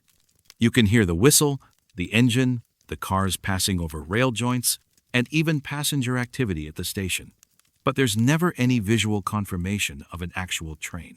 Martinez's reports noted that the phantom train sounds were accompanied by other sensory effects, including air pressure changes typical of passing trains and even the smell of diesel exhaust, despite the fact that the original passenger service had used electric locomotives rather than diesel power. The Nevada Commission on Tourism briefly considered promoting the Caliente Phantom Train as a tourist attraction, but abandoned the idea when investigations failed to provide any explanation for the phenomenon that could be marketed to visitors seeking supernatural experiences.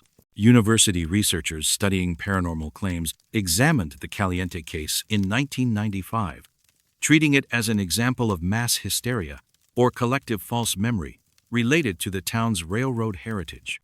Their psychological analysis suggested that residents might be unconsciously creating shared experiences based on nostalgia for the area's more prosperous past. However, the researchers' conclusions were complicated by the seismic data and photographic evidence of rail wear patterns that couldn't be explained by psychological factors. The investigation was suspended when several team members reported hearing the phantom train sounds themselves and began experiencing what they described as temporal displacement during the nightly appearances. The abandoned tracks through Caliente continue to carry their invisible cargo on schedule that never varies, maintaining service to destinations that exist only in the spaces between memory and measurement.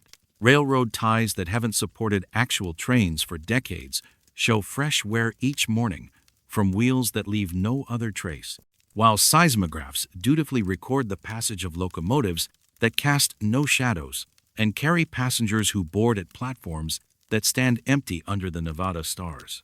In a town where the railroad brought life and took it away again, the 1147 to Salt Lake City still stops for 4 minutes every night, waiting for travelers who remember when the desert had destinations worth reaching.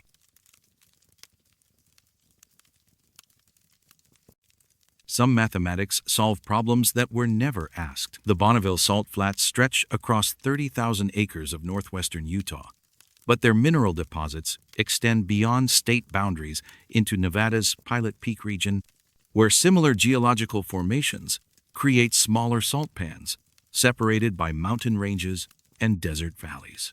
These eastern extensions of the ancient Lake Bonneville Basin contain the same crystalline deposits that make the main salt flats famous for land speed records, but their remote location and difficult access have kept them largely unknown to tourists and researchers who focus on the more accessible Utah sections.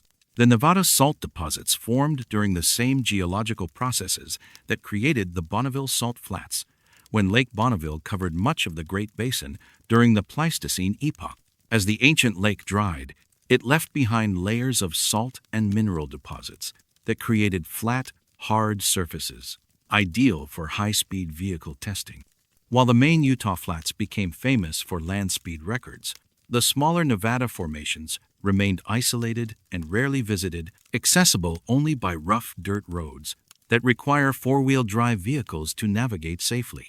The terrain surrounding the Nevada salt pans consists of scattered mountain ranges separated by broad valleys, where seasonal precipitation creates temporary lakes that evaporate during summer months, leaving behind fresh layers of crystalline deposits. These cycles of flooding and drying have continued for thousands of years, creating salt surfaces that reform annually while maintaining the flat, hard characteristics that define the region's geological signature. Pilot Michael Torres first documented the geometric formations on September 14, 1993, during a routine aerial survey for the Nevada Department of Transportation. Torres was photographing remote road conditions when he noticed large-scale patterns visible in one of the smaller salt pans approximately 40 miles east of the main Bonneville Formation. I was flying at about 3,000 feet when I saw what looked like crop circles, except they were in the middle of a salt flat where nothing grows, Torres said in his report to the Transportation Department. The patterns were enormous, maybe 200 feet across, and they showed up clearly against the white salt surface. They looked like geometric designs, very precise and mathematical. Torres circled the area several times, taking photographs from different angles and altitudes. The images showed complex geometric patterns that appeared to be inscribed into the salt surface with remarkable precision. The formations consisted of intersecting circles, lines, and curves that created intricate mathematical diagrams visible only from sufficient altitude to appreciate their full scope and complexity.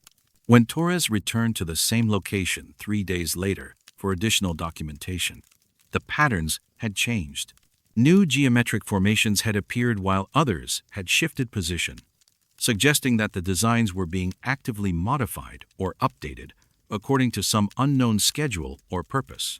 Nevada Geological Survey team leader Dr. Patricia Chen examined Torres's photographs and organized a ground expedition to investigate the salt flat formations in October of 1993.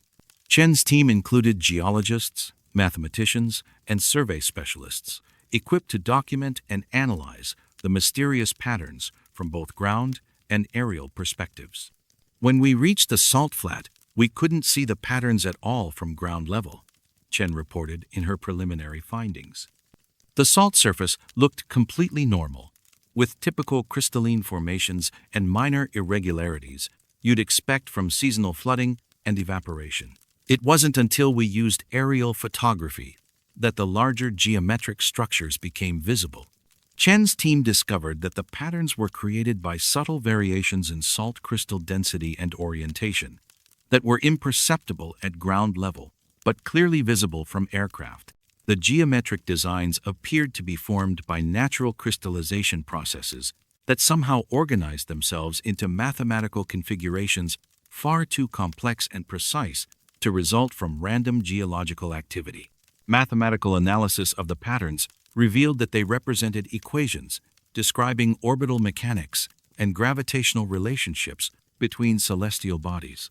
However, the mathematical relationships described planetary systems that didn't correspond to any known configurations in our solar system or observable universe.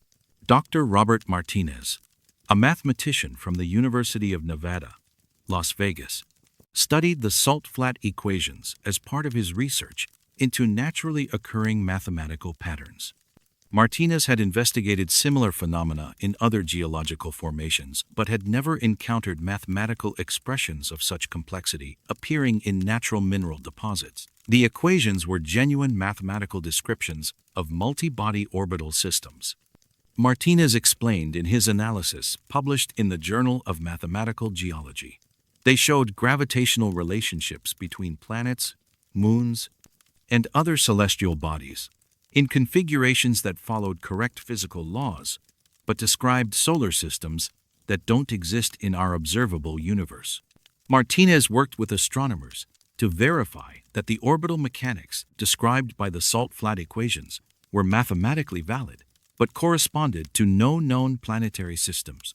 The formations consistently depicted gravitational relationships between celestial bodies with specific masses, distances, and orbital periods that would create stable systems under known physical laws.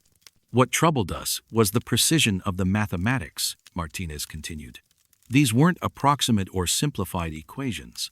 They showed exact gravitational calculations for complex multi-body systems with precision that would require sophisticated computational methods to derive. Yet they were appearing in salt crystal formations through unknown natural processes.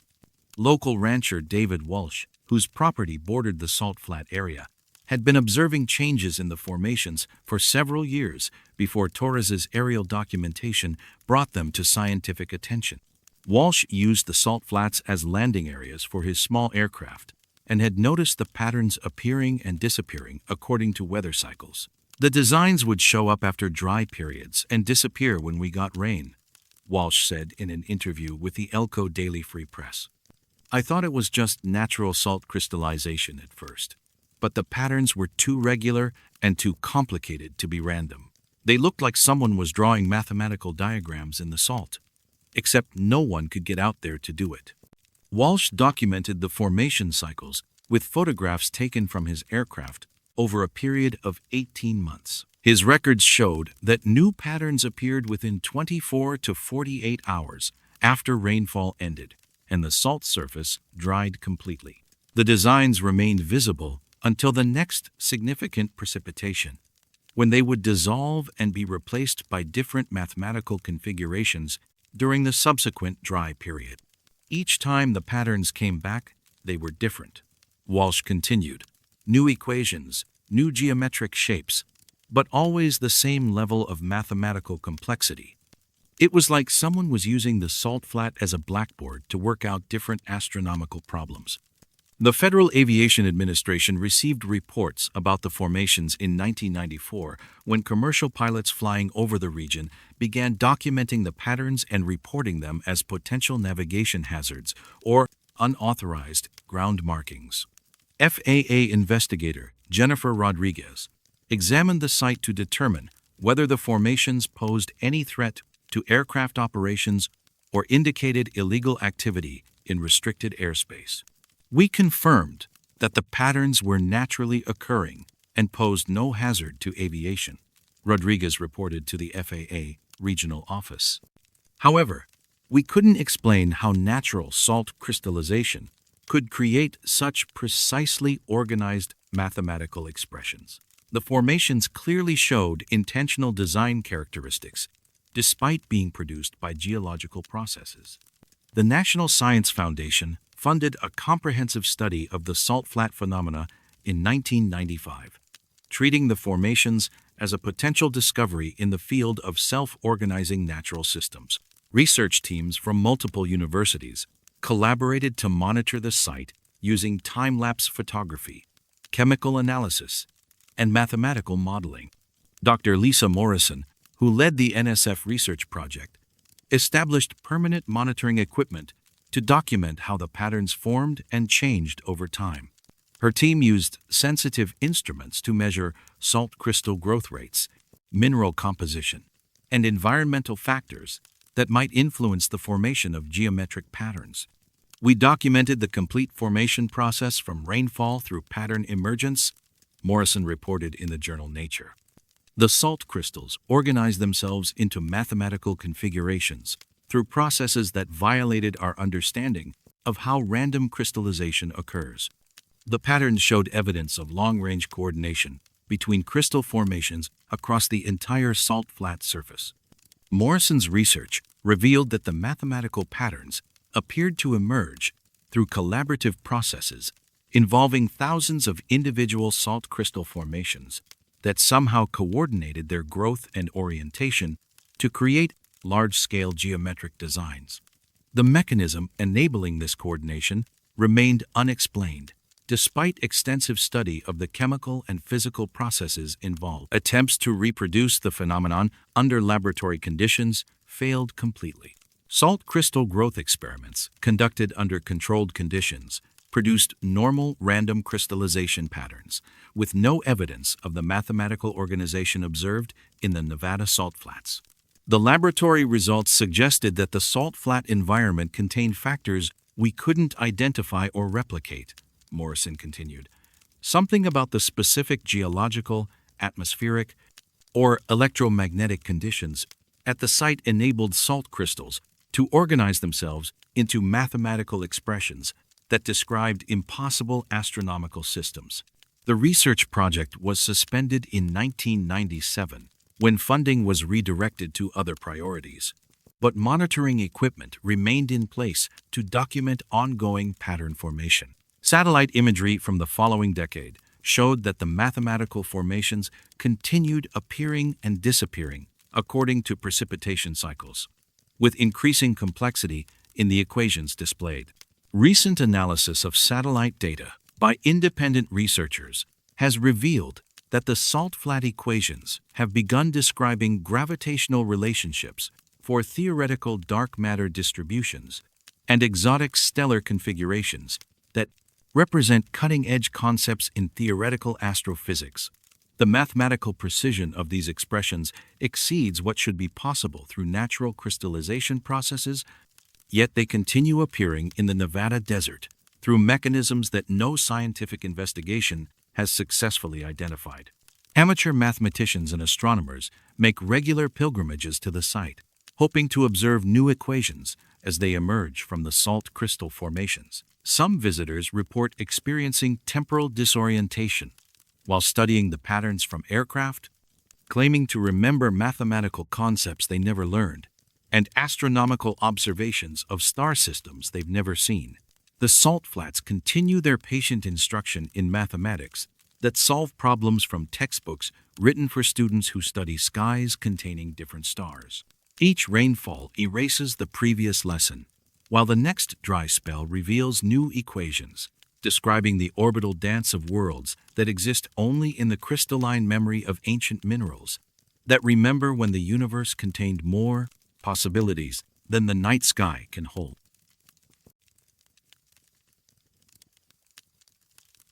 Some boundaries mark territories that exist in more than one place at once. The Black Rock Desert sprawls across 1,000 square miles of northwestern Nevada, a prehistoric lakebed surrounded by mountain ranges that create one of the largest flat expanses in North America. The playa's alkaline surface, hardened by millennia of evaporation cycles, stretches to horizons unmarked by vegetation or significant elevation changes, creating a landscape so geometrically pure that it serves as a natural laboratory for land speed records and experimental aircraft testing. The Bureau of Land Management oversees this vast emptiness, maintaining minimal infrastructure while preserving the desert's unique characteristics for scientific research and recreational use. During the Pleistocene epoch, ancient Lake Lahontan covered much of northwestern Nevada, leaving behind the Black Rock Desert, when climate changes caused the water to recede approximately 10,000 years ago. The lakebed's mineral-rich sediments created an environment hostile to most plant life, resulting in a sterile landscape, broken only by occasional hot springs and seasonal playas that fill with water during rare periods of significant precipitation. The desert's isolation and harsh conditions have made it a natural refuge for activities requiring vast open spaces away from populated areas. The region's extreme flatness and lack of reference points have made precise surveying both critical and challenging for land management agencies responsible for maintaining property boundaries and resource extraction permits. The Bureau of Land Management has conducted systematic surveys of the Black Rock Desert since the 1950s, installing bronze markers at precisely calculated intervals to establish legal boundaries and reference points for navigation. These markers, manufactured to withstand decades of desert conditions, bear inscribed coordinates that correspond to their exact geographic positions, according to the North American Datum Surveying System. Bureau of Land Management surveyor Rebecca Martinez made the initial discovery on August 23, 1999, during a routine boundary verification survey in the desert's eastern section. Martinez was conducting GPS measurements to update digital mapping databases when she encountered a bronze survey marker that appeared identical to standard BLM installations, but wasn't referenced in any official surveying records. I found the first marker about 12 miles northeast of Gerlach, positioned exactly where my GPS indicated it should be, according to the grid pattern we use for reference points, Martinez said in her report to the BLM regional office. But when I checked the inscribed coordinates against my database, The numbers didn't match the marker's actual location. The inscription showed coordinates that were approximately 40 miles to the southeast. Martinez photographed the anomalous marker and recorded its precise position using differential GPS equipment calibrated to survey-grade accuracy. The marker appeared to be genuine BLM hardware, constructed from standard bronze alloy and showing appropriate weathering for equipment that had been exposed to desert conditions for several years. However, the coordinate inscription indicated the marker belonged at a completely different location in the desert. Over the following 3 days, Martinez discovered 16 additional markers scattered across a roughly circular area spanning 12 miles in diameter. Each marker showed the same characteristics: genuine BLM construction and materials, but coordinate inscriptions that placed them at locations where they weren't actually found. When plotted on a map, the inscribed coordinates formed a perfect spiral pattern, centered approximately 40 miles southeast of the marker's actual positions. The pattern was too precise to be coincidental, Martinez continued. The markers were arranged in a logarithmic spiral with mathematical properties that would require sophisticated surveying equipment and planning to execute. But according to our records, no survey work had been conducted in that area for over 5 years. Bureau of Land Management Regional Supervisor David Chen initiated a comprehensive investigation of the marker anomaly in September of 1999, assembling a team of surveyors and technicians to document the phenomenon and determine whether the markers represented unauthorized installations or errors in the agency's record-keeping systems. Chen's team used precision surveying equipment to verify the exact positions of all 17 markers, confirming that they were arranged in a mathematically perfect spiral pattern, with uniform spacing and angular relationships. The investigation also revealed that the markers had been installed using proper techniques and materials, suggesting they were the work of qualified surveyors rather than amateur installations. Every aspect of the markers indicated professional survey work, Chen reported to BLM headquarters. The installation depths, concrete foundations, and marker orientations followed standard procedures exactly. These weren't amateur installations or pranks. Someone with professional surveying knowledge and equipment had placed these markers according to a precise geometric plan. The investigation team decided to visit the coordinates inscribed on each marker to determine whether corresponding markers existed at those locations. Using the inscribed coordinates as navigation references, they traveled to the spiral's theoretical center point 40 miles southeast of the original discovery site. Dr. Patricia Santos, a geodetic surveyor from the University of Nevada, accompanied the BLM team to provide independent verification of their findings. Santos specialized in precision surveying and had experience investigating discrepancies in government mapping databases that occasionally resulted from technical errors or historical survey mistakes.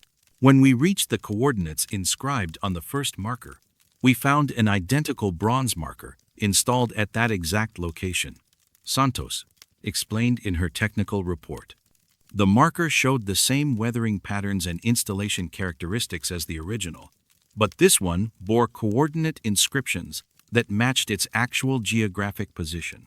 The team systematically visited all 17 coordinate locations inscribed on the spiral markers, discovering identical bronze markers at each site.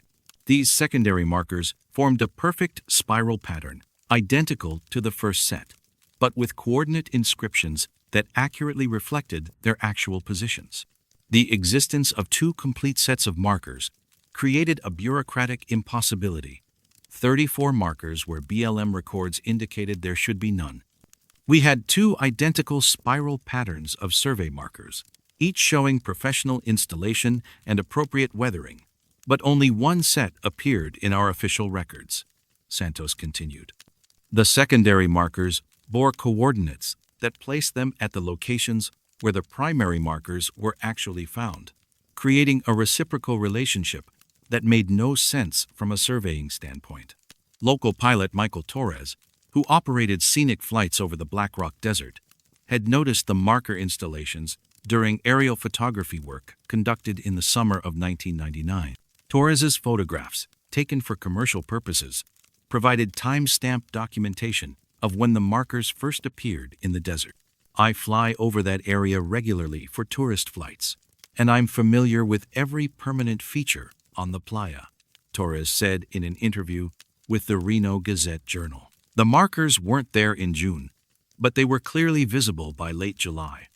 I remember thinking it was unusual to see new survey work in such a remote area, especially arranged in such an obvious geometric pattern.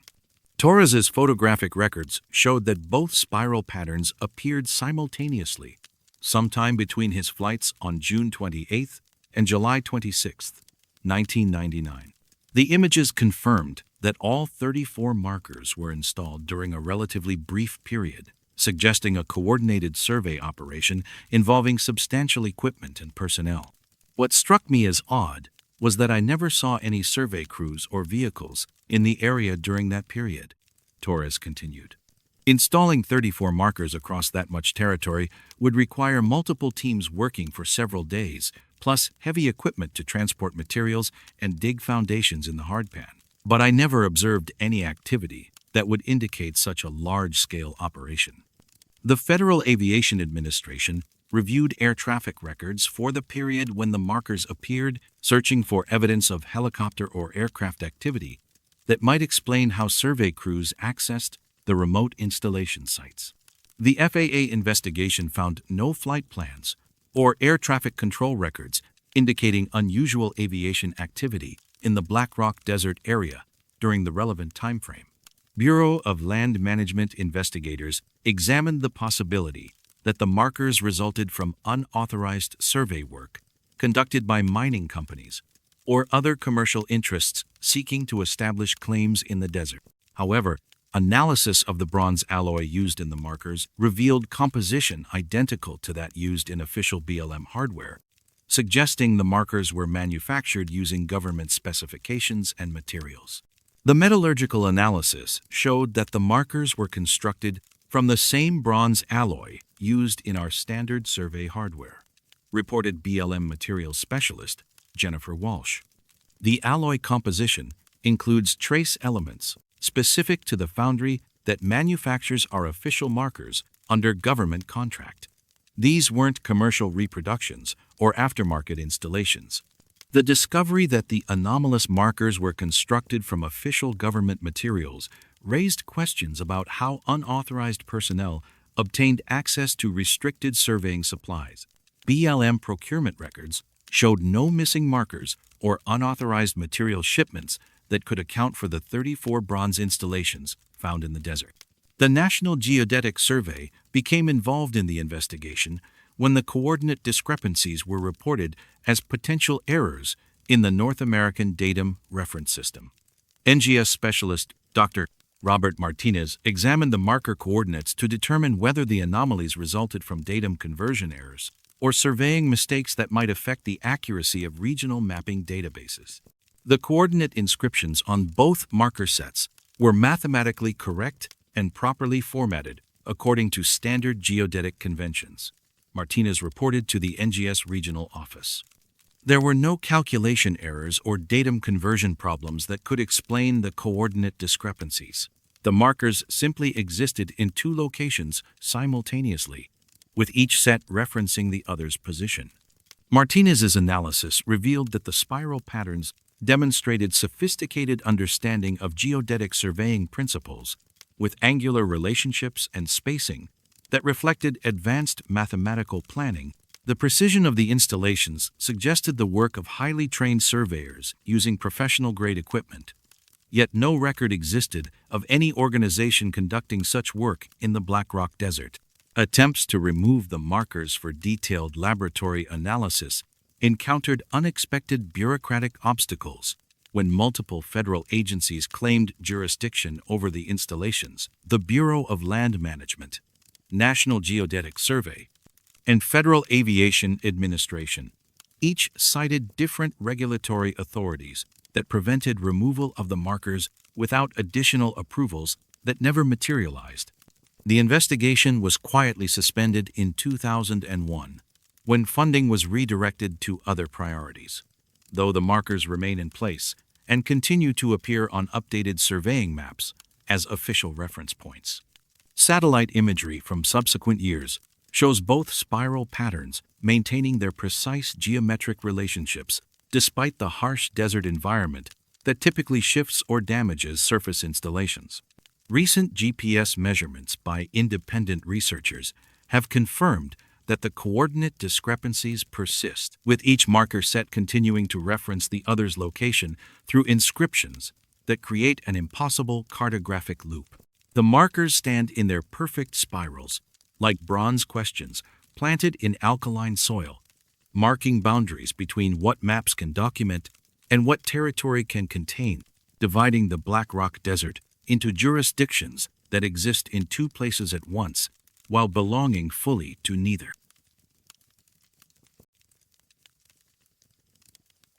Some paths maintain their own climate, independent of the weather above them. Red Rock Canyon National Conservation Area encompasses 196,000 acres of Mojave Desert landscape, 13 miles west of Las Vegas, where ancient geological forces created dramatic sandstone formations that rise like monuments from the desert floor. The conservation area's network of hiking trails winds through terrain shaped by 300 million years of geological activity, including periods when the region lay beneath ancient seas, and later experienced the tectonic forces that tilted and fractured the colorful rock layers visible throughout the canyon system. The area's elevation ranges from 3,000 to 8,000 feet, creating diverse microclimates that support desert wildlife and seasonal vegetation adapted to extreme temperature variations. Summer temperatures regularly exceed 110 degrees Fahrenheit in the lower elevations, while winter conditions can bring snow to the higher peaks and freezing temperatures to shadowed canyon floors. These dramatic, seasonal, and elevation-based temperature differences make Red Rock Canyon a natural laboratory for studying how topography and geology influence local climate patterns. Among the conservation area's established hiking routes, the Calico Hills Trail follows a 3-mile loop through colorful sandstone formations, popular with photographers and casual hikers. The trail, constructed by the Civilian Conservation Corps in 1938 and upgraded by the National Park Service in 1976, follows natural contours through terrain that showcases the region's distinctive red and cream-colored rock formations. The path's surface consists of packed earth and decomposed granite that provides stable footing while blending naturally with the surrounding desert environment. Park Ranger Thomas Martinez first documented the thermal anomaly on November 15, 1997, during routine trail maintenance following an early winter storm that had brought unusually cold conditions to the Las Vegas area. Martinez was inspecting trail conditions and removing debris when he noticed that despite overnight temperatures dropping to 28 degrees Fahrenheit, the Calico Hills Trail felt noticeably warmer beneath his feet. "I was wearing insulated boots and heavy clothing because the morning temperature was well below freezing," Martinez said in his incident report filed with the National Park Service. "But when I stepped onto the trail, I could feel warmth through my boot soles. I thought maybe the trail surface was retaining heat from the previous day's sunlight, but the surrounding ground was frozen solid and covered with frost." Martinez used a handheld infrared thermometer to measure surface temperatures along the trail, discovering that the packed earth path maintained a consistent temperature of 73 degrees Fahrenheit, while the adjacent desert floor registered temperatures matching the ambient air temperature of 31 degrees. The warm zone extended precisely 18 inches above the trail surface before the air temperature returned to normal winter conditions. Over the following weeks, Martinez conducted systematic temperature measurements during various weather conditions, documenting how the trail maintained its constant 73-degree temperature regardless of seasonal changes or daily temperature fluctuations. During summer heat waves, when ambient temperatures exceeded 115 degrees, the trail remained exactly 73 degrees. During winter cold snaps, the same thermal stability persisted. The temperature difference was most noticeable during extreme weather, Martinez continued. On hot summer days, hikers would comment about how much cooler the trail felt compared to the surrounding rocks and desert floor. During winter months, steam would actually rise from the trail surface when cold air met the warm ground. Desert ecologist Dr. Patricia Chen from the University of Nevada, Las Vegas, investigated the thermal anomaly in 1998 as part of her research into microclimate formation in arid environment. Chen specialized in studying how geological features create localized climate conditions that can differ significantly from regional weather patterns. I initially assumed the thermal effect resulted from subsurface water sources or geological features that might store and release thermal energy, Chen explained in her research paper published in the Journal of Arid Environments. Some desert areas contain underground springs or mineral deposits that can create temperature variations, but comprehensive geological surveys of the trail area found no such features. Chen's investigation included ground-penetrating radar scans that revealed typical desert soil composition extending to depths of 20 feet below the trail surface. The subsurface geology showed no evidence of water sources, geothermal activity, or mineral concentrations that could explain the surface temperature regulation. Core samples extracted from the trail showed normal soil and rock composition identical to surrounding areas that experienced normal temperature variations. What puzzled us most was the precision of the thermal boundary, Chen continued. The 73-degree temperature extended exactly 18 inches above the trail surface and stopped abruptly at the trail's edges. This suggested some kind of mechanism that could regulate temperature within very specific spatial boundaries. Local hiking enthusiast Robert Santos had been using the Calico Hills Trail regularly since 1994 and began documenting the temperature phenomenon after reading about Martinez's initial discovery in a Park Service newsletter. Santos, a retired meteorologist, brought professional weather monitoring equipment to track temperature variations along the trail during different seasons and times of day.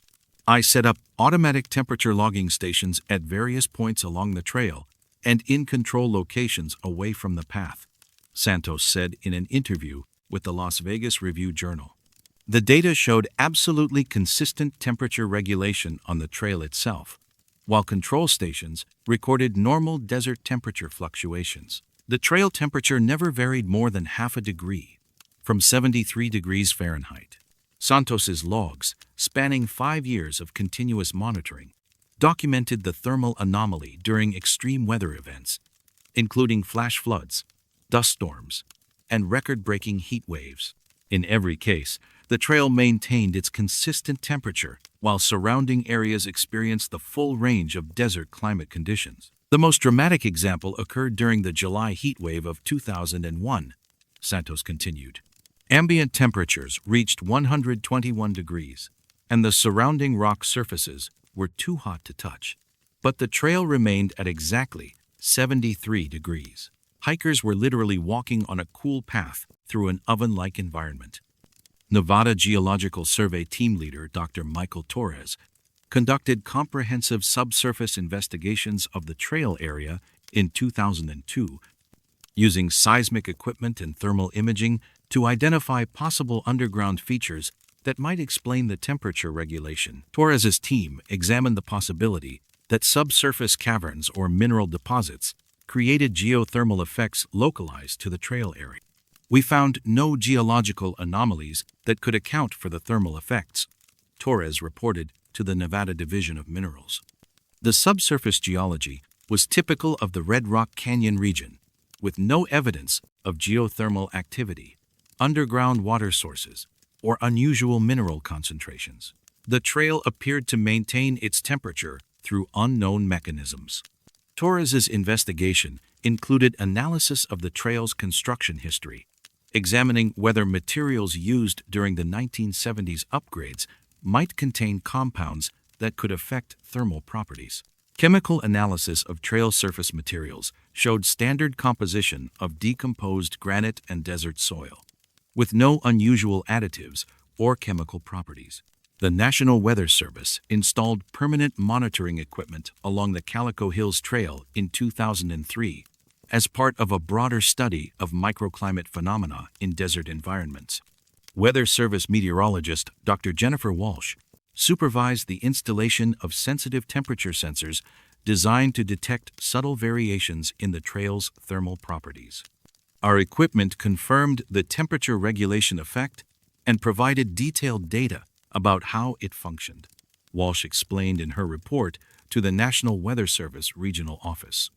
The temperature boundary was incredibly precise, with sensors showing normal desert temperatures just inches away from the regulated zone. The effect appeared to operate independently of all known meteorological factors. Walsh's monitoring equipment documented how the thermal regulation continued during equipment installation and maintenance activities that disturbed the trail surface.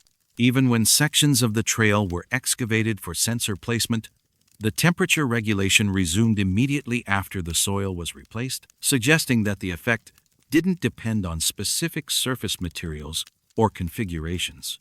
Federal agencies began investigating the phenomenon in 2004 when reports of the temperature anomaly appeared in online forums dedicated to unexplained natural phenomena. The investigation, conducted under protocols related to potentially significant geological discoveries, examined whether the thermal effects indicated unknown physical processes that might have applications for energy research.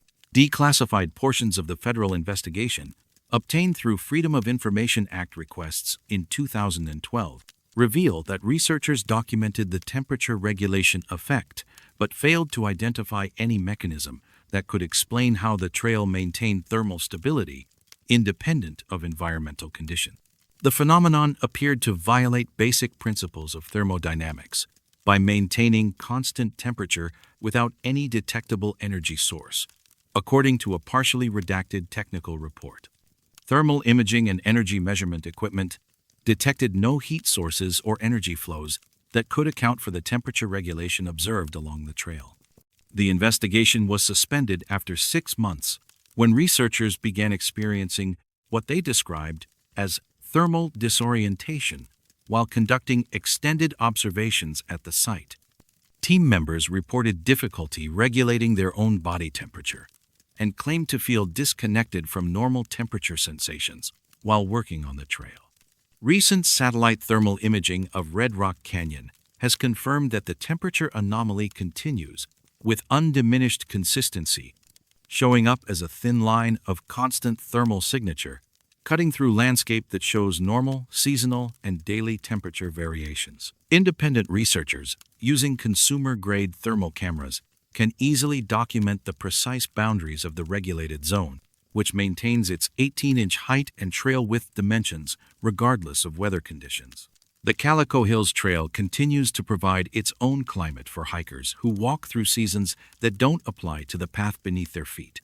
In a desert where temperature extremes define the rhythm of life and death, 18 inches of air above 3 miles of trail exists in a permanent state of comfortable warmth that follows no weather forecast and acknowledges no calendar.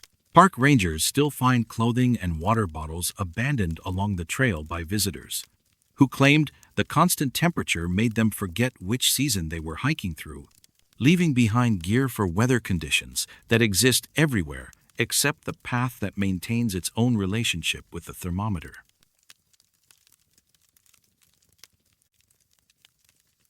In some places, the Earth holds its breath on schedule. Walker Lake sits in the heart of western Nevada's Mineral County, a remnant of ancient Lake Lahontan that once covered much of the Great Basin during the Pleistocene epoch. The lake spans approximately 38,000 acres in a valley surrounded by the Washoe Range to the west and the Gillis Range to the east, creating a closed basin where water accumulates with no natural outlet. The region experiences frequent seismic activity due to its position within the Walker Lane, a zone of active geological faulting that extends from the Sierra Nevada to the Wasatch Range in Utah. The area's geological instability has been documented since the late 1800s, when settlers and miners reported frequent earthquakes that damaged buildings and equipment throughout the region. The Nevada Seismological Laboratory has maintained monitoring stations around Walker Lake since 1964, tracking the numerous small earthquakes and occasional larger tremors that characterize this tectonically active region. The seismic monitoring network uses sensitive instruments capable of detecting ground movements as small as a few micrometers, providing real-time data about geological activity throughout the Walker Lake system. Walker Lake's elevation has dropped significantly over the past century due to water diversions from the Walker River, concentrating minerals and creating increasingly saline conditions that have affected the lake's ecosystem. The changing water chemistry and declining lake levels have been studied extensively by researchers examining how human activity influences closed basin hydrology in arid environments. Despite these environmental changes, the lake remains an important habitat for migratory birds and supports a small community of permanent residents in the town of Hawthorne, located on the lake's southeastern shore. Nevada Seismological Laboratory technician David Martinez first noticed the anomalous data pattern on March 26, 2003, during routine analysis of seismic recordings from the Walker Lake Monitoring Network. Martinez was reviewing automated data collection logs when he discovered that all 7 seismographs in the area had simultaneously recorded complete absence of ground movement for exactly 4 minutes and 22 seconds, beginning at 3:17 a.m. on Tuesday, March 25th. The seismic data showed absolute flatline readings across all monitoring stations, Martinez said in his technical report filed with the University of Nevada, Reno. In an area with continuous low-level seismic activity, complete silence lasting over 4 minutes is virtually impossible. Even during the quietest periods, our instruments detect microseisms from ocean waves, atmospheric pressure changes, and local geological settling. Martinez checked the instruments for equipment malfunctions or data recording errors that might explain the simultaneous silence. But all seismographs showed normal operation before and after the anomalous period. The instruments had recorded typical background seismic activity until exactly 3:17 a.m., then registered no ground movement whatsoever until 3:21 and 22 seconds a.m., when normal readings resumed. Over the following weeks, Martinez monitored the seismic network specifically during Tuesday early morning hours, documenting a pattern of complete seismic silence occurring at the same time each week. The phenomenon repeated with absolute precision, beginning and ending at exactly the same times, regardless of weather conditions or other environmental factors that typically influence seismic instrument sensitivity. The timing was so precise it seemed artificial, Martinez continued. Natural seismic events don't follow calendar schedules. But this silence occurred every Tuesday at exactly the same time, lasting exactly the same duration. It suggested some kind of mechanism that could suppress all ground movement within a 50-mile radius on a weekly schedule. Dr. Patricia Chen, a seismologist from the California Institute of Technology, investigated the Walker Lake anomaly in the summer of 2003 as part of her research into unusual seismic phenomena in the western United States. Chen specialized in studying how geological structures could create unexpected patterns in earthquake activity and ground motion detection. I initially suspected the pattern resulted from human activity that might interfere with seismic monitoring, Chen explained in her research paper published in the Bulletin of the Seismological Society of America. Military testing, mining operations, or industrial activity can create regular disturbances that affect seismic instruments, but investigation revealed no such activities in the Walker Lake area during the relevant time periods. Chen installed additional high-sensitivity seismographs around Walker Lake to provide independent verification of the silence phenomenon. Her equipment confirmed that all ground movement ceased completely during the Tuesday morning periods, with instrument readings showing the kind of absolute stillness that should be impossible in a geologically active region. The seismic silence was genuine and complete, Chen continued. During the anomalous periods, the Earth appeared to stop moving entirely within the affected area. Even the subtle vibrations from wind, traffic, and human activity that normally register on sensitive instruments were completely absent.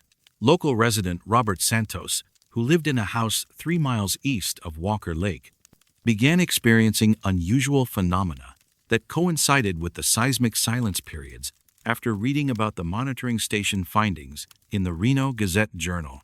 Santos, a retired electronics technician, noticed that his home's electrical systems experienced intermittent problems every Tuesday morning around 3 a.m. I started waking up at the same time every Tuesday because my digital clocks would reset and my smoke detectors would chirp, Santos said in an interview with researchers from the Nevada Seismological Laboratory. At first I thought it was power grid problems, but my neighbors weren't experiencing the same issues. Then I realized the timing matched the seismic readings I'd read about. Santos began documenting the electrical anomalies using battery-powered recording equipment that operated independently of his home's electrical system. His logs showed that electronic devices throughout his house experienced simultaneous malfunctions during the seismic silence periods, with digital clocks resetting, battery-powered devices shutting down temporarily, and even mechanical watches stopping for the duration of the phenomenon. The strangest part was the complete silence, Santos continued. During those 4 minutes, I couldn't hear anything at all. No wind, no insects, no distant traffic noise. It was like someone had turned off all sound in the entire area. When the silence ended, normal sounds returned gradually, as if the world was slowly remembering how to make noise again. Additional witnesses came forward after Santos's account was published in local newspapers.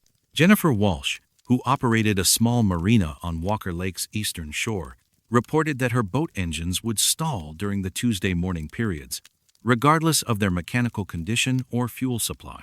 I keep several boats fueled and ready for emergency rescue operations, Walsh explained to Mineral County Sheriff's deputies investigating reports of the phenomena. Every Tuesday around 3 a.m., any engine that was running would shut down, and engines I tried to start during that period wouldn't turn over at all. As soon as the 4 minutes passed, everything worked normally again. Walsh's maintenance logs showed that the engine problems occurred consistently every Tuesday morning, affecting both gasoline and diesel engines, as well as electric trolling motors. Mechanical inspections revealed no problems with any of the engines, and they operated perfectly during all other times of the week. The Federal Aviation Administration received reports about the Walker Lake phenomena when pilots flying over the area described complete radio silence and instrument malfunctions during Tuesday early morning flights. Commercial and private pilots reported that their aircraft communication systems, GPS units, and other electronic equipment would shut down temporarily while flying over the lake during the anomalous periods. FAA investigator Michael Torres examined the pilot reports and conducted test flights over Walker Lake during the Tuesday morning silence periods. Torres confirmed that aircraft electronics experienced systematic failures while flying through the affected airspace, with all equipment returning to normal operation immediately after the phenomenon ended. The electronic failures weren't random malfunctions, Torres reported to the FAA's regional office. Every electronic system in the aircraft would shut down simultaneously when we entered the affected area, then restart automatically when the silence period ended. The failures followed no pattern consistent with electromagnetic interference or equipment problems. The United States Geological Survey launched a comprehensive investigation of the Walker Lake phenomena in 2004, installing additional monitoring equipment to study the relationship between the seismic silence and the reported electronic effect. USGS researchers used magnetometers, electromagnetic field detectors, and atmospheric monitoring instruments to search for environmental factors that might explain the weekly anomalies. Dr. Sarah Martinez, who led the USGS investigation, found no evidence of electromagnetic disturbances, atmospheric anomalies, or geological processes that could account for the simultaneous cessation of seismic activity and electronic device function across such a large geographic area. The monitoring data showed that normal physical processes simply stopped functioning during the silence periods, Martinez reported in the USGS Earthquake Hazards Program quarterly bulletin. Electromagnetic fields, atmospheric pressure variations, and ground motion all ceased simultaneously, then resumed normal patterns exactly 4 minutes and 22 seconds later. The investigation revealed that the affected area formed a precise circle centered on Walker Lake with a radius of exactly 50 miles. Outside this boundary, seismic instruments recorded normal activity and electronic devices functioned properly, while inside the circle, all physical processes appeared to pause for the duration of each Tuesday morning event. Military researchers from the nearby Hawthorne Army Depot examined the possibility that the phenomena resulted from classified weapons testing or experimental technology. Their investigation, conducted under protocols related to national security, found no evidence of military activity that could create the observed effects. Declassified portions of the military investigation, obtained through Freedom of Information Act requests in 2011, indicate that researchers documented the silence phenomenon, but classified their findings related to potential applications or explanations for the weekly suspension of physical processes. The Nevada Seismological Laboratory continues monitoring the Walker Lake area, documenting the persistence of the Tuesday morning silence periods that have occurred without interruption for over 2 decades. Recent digital enhancement of seismic data has confirmed that the silence is absolute, with no detectable ground movement or vibration during the affected periods. Independent researchers using consumer electronics have verified that the device malfunctions continue to occur precisely during the seismic silence periods, affecting everything from cell phones to GPS units to battery-powered radios. The phenomenon has become a regular pilgrimage destination for investigators of unexplained events, though most visitors leave with more questions than answers. The silence continues its weekly appointment in the Desert Lake Valley, where ancient waters once covered mountains that now measure stillness in 4-minute intervals. Seismographs dutifully record the absence of earthquakes that refuse to happen on schedule, while electronic devices practice dying and resurrection every Tuesday morning in a rhythm that follows no geological calendar, but never misses its appointment with absolute quiet. In the heart of Nevada's most seismically active region, the Earth keeps time by stopping its own heartbeat, counting down moments of impossible peace that begin and end with the precision of clockwork. In a world where physics takes a weekly coffee break, true north is only true until you find the place where it lies. Pyramid Lake stretches across 125,000 acres of northwestern Nevada, the largest remnant of ancient Lake Lahontan that once covered much of the Great Basin during the Pleistocene epoch. The lake sits entirely within the Pyramid Lake Paiute Reservation, surrounded by desert mountains and distinctive tufa formations that rise from the alkaline waters like stone monuments. The lake's unusual chemistry, created by thousands of years of evaporation and mineral concentration, supports a unique ecosystem while creating conditions that have long challenged navigation and surveying in the region. The Paiute people have inhabited the Pyramid Lake area for over 4,000 years, developing sophisticated understanding of the lake's seasonal changes and the desert landscape that surrounds it. Traditional Paiute knowledge includes detailed awareness of magnetic anomalies and navigation challenges in specific areas around the lake, passed down through generations of fishermen and hunters who learned to account for compass variations that could lead travelers astray in the vast desert terrain. European-American exploration of the region began in the 1840s when John C. Fremont's expedition documented the lake and surrounding geography for the United States government. Early surveying efforts in the area encountered numerous navigation difficulties attributed to the region's complex geology and mineral deposits that were thought to interfere with magnetic compass readings. These challenges led to the establishment of multiple survey reference points around the lake to provide reliable navigation markers for subsequent mapping and development activities. Bureau of Land Management surveyor Harold Martinez first documented the specific magnetic anomaly on June 14, 1963, during a boundary survey of tribal lands along Pyramid Lake's eastern shore. Martinez was establishing property markers using standard surveying techniques when his compass began behaving erratically near a distinctive rocky outcrop approximately 2 miles north of the Sutcliffe settlement. I was taking a bearing to establish the next survey point when my compass needle started spinning like a top, Martinez said in his report to the BLM regional office. I thought the compass was defective, so I tried a backup instrument and got the same result. Both compasses would spin wildly when I got within about 20 feet of that rock formation, then work normally when I moved away. Martinez tested multiple magnetic compasses and found that all instruments showed identical behavior near the outcrop. The compass needles would spin uncontrollably when he approached the formation, then suddenly snap to point steadily toward 127 degrees southeast when he positioned himself at specific locations near the rocks. This bearing corresponded to no known magnetic features or landmarks in the area. The strangest thing was how consistent the anomaly was, Martinez continued. Every compass pointed to exactly the same direction when the needle stopped spinning, but that direction led toward empty desert about 40 miles away. There was nothing at those coordinates that should attract a magnetic compass. Martinez used theodolite equipment to plot the bearing indicated by the compasses, calculating coordinates that placed the apparent magnetic target in the middle of uninhabited desert east of Fallon, Nevada.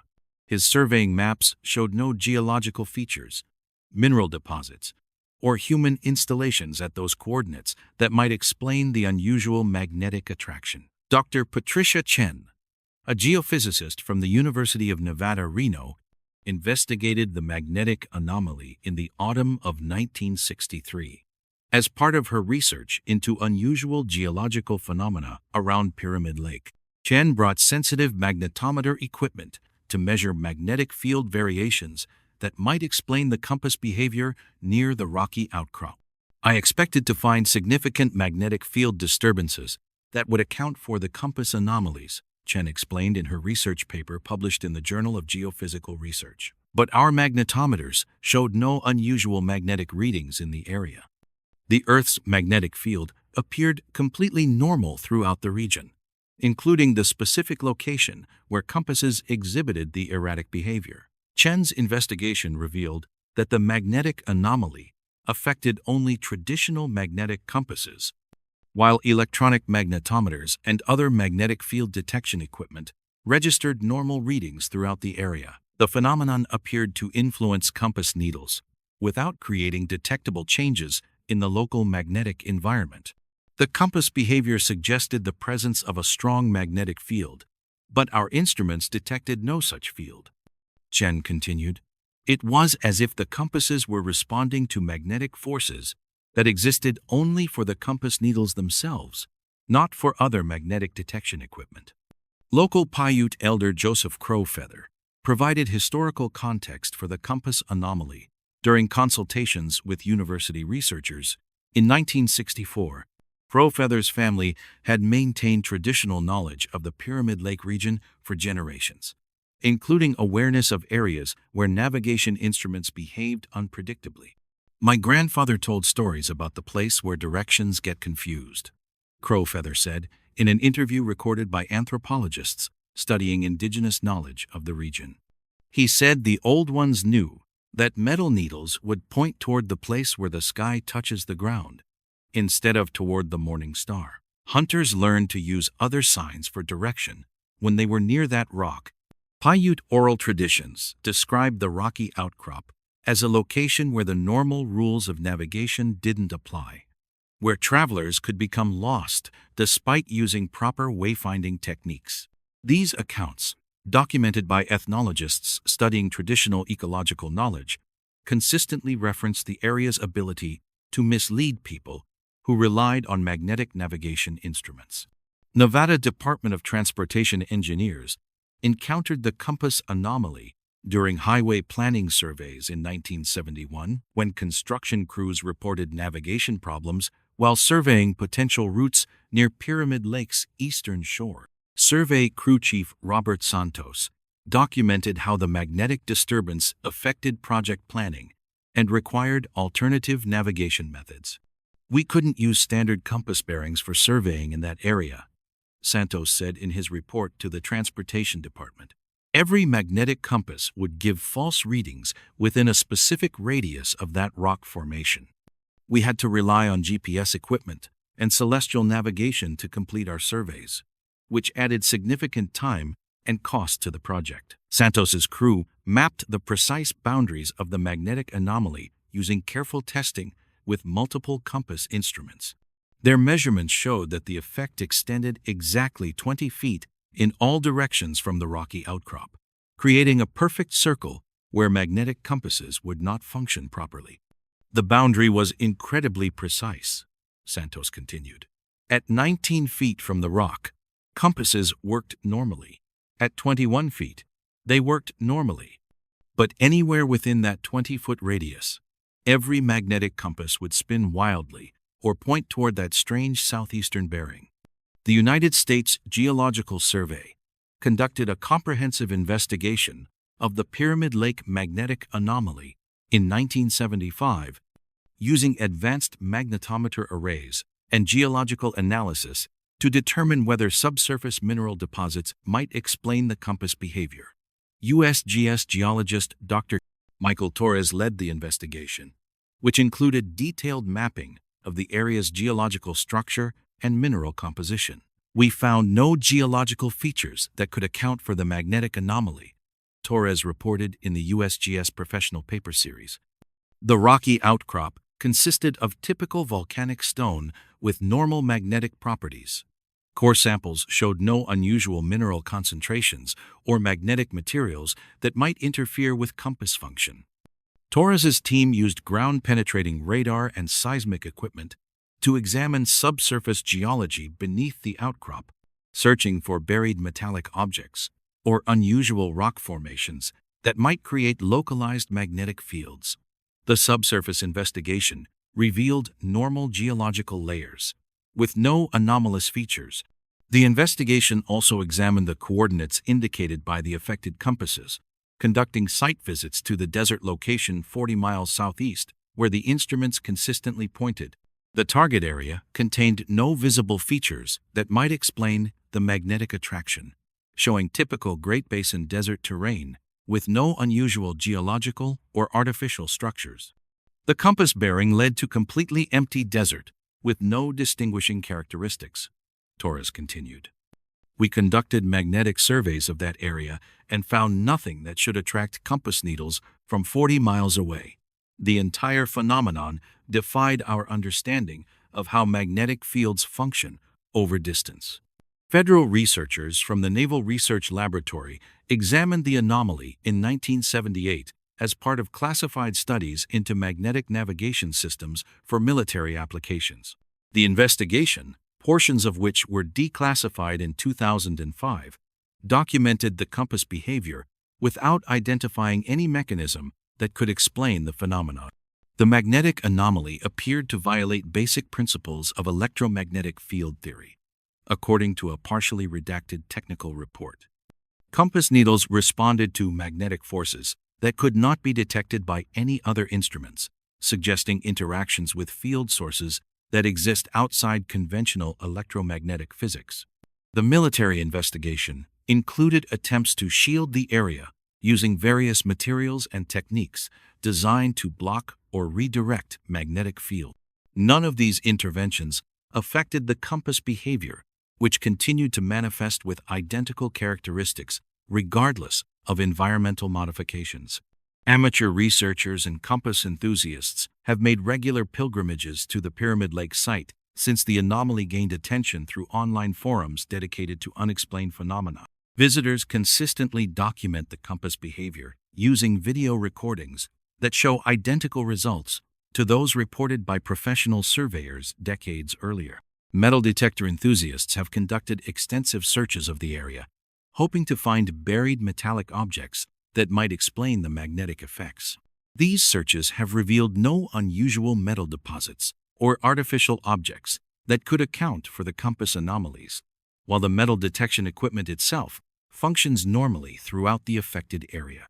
Recent GPS mapping has confirmed that the compass anomaly continues to point toward the same desert coordinates first documented in 1963, maintaining consistent direction and intensity despite changes in the Earth's magnetic field that have occurred over the intervening decades. The phenomenon shows no signs of weakening or shifting position, suggesting a stable source that operates independently of normal magnetic field variations. The rocky outcrop continues to confuse every magnetic needle that ventures within its 20-foot radius of influence, sending compasses spinning toward a destination that exists only in the space between magnetic north and true direction.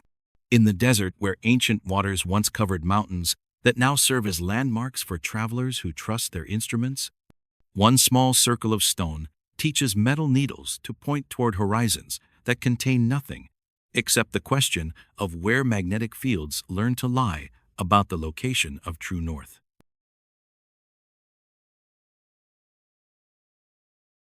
Some winds blow toward destinations that exist only in the sky. Charleston Peak rises 11,918 feet above sea level in the Spring Mountains northwest of Las Vegas, the highest point in southern Nevada, and a prominent landmark visible from the desert valleys below. The mountain, also known as Mount Charleston, forms part of the Toyabe National Forest and supports diverse ecosystems ranging from Mojave Desert vegetation at lower elevations to alpine environments near the summit. The peak's elevation creates dramatic weather variations with temperatures that can differ by 30 degrees from base to summit, and wind patterns influenced by the mountain's position relative to surrounding desert terrain. The Spring Mountains formed through complex geological processes involving volcanic activity and tectonic uplift that created the dramatic elevation changes characteristic of the region. Charleston Peak's summit area consists of limestone and dolomite formations deposited during ancient marine periods, later exposed and carved by erosion into the ridges and canyons that define the mountain's upper elevations. These geological features create numerous microclimates and unusual wind patterns as air masses encounter the mountain's steep terrain and variable surface conditions. Native American peoples, primarily the Southern Paiute, have inhabited the region around Charleston Peak for thousands of years, developing detailed knowledge of the mountain's seasonal changes and weather patterns. Traditional knowledge includes awareness of specific locations where wind behavior differs from normal mountain air currents, information passed down through generations of hunters and gatherers who understood how to navigate the mountain's challenging terrain and unpredictable atmospheric conditions. Forest Service Ranger David Martinez first documented the anomalous wind phenomenon on August 7, 1991, during a routine trail maintenance expedition near Charleston Peak summit. Martinez was clearing debris from hiking trails when he encountered a narrow canyon where his equipment began behaving in ways that defied normal wind patterns and gravitational effects. I was using a leaf blower to clear trail debris when I noticed that leaves and small rocks were being pulled upward instead of blown along the ground, Martinez said in his incident report filed with the Toyabe National Forest Service office. At first I thought the equipment was malfunctioning, but when I turned off the blower, the upward air current continued.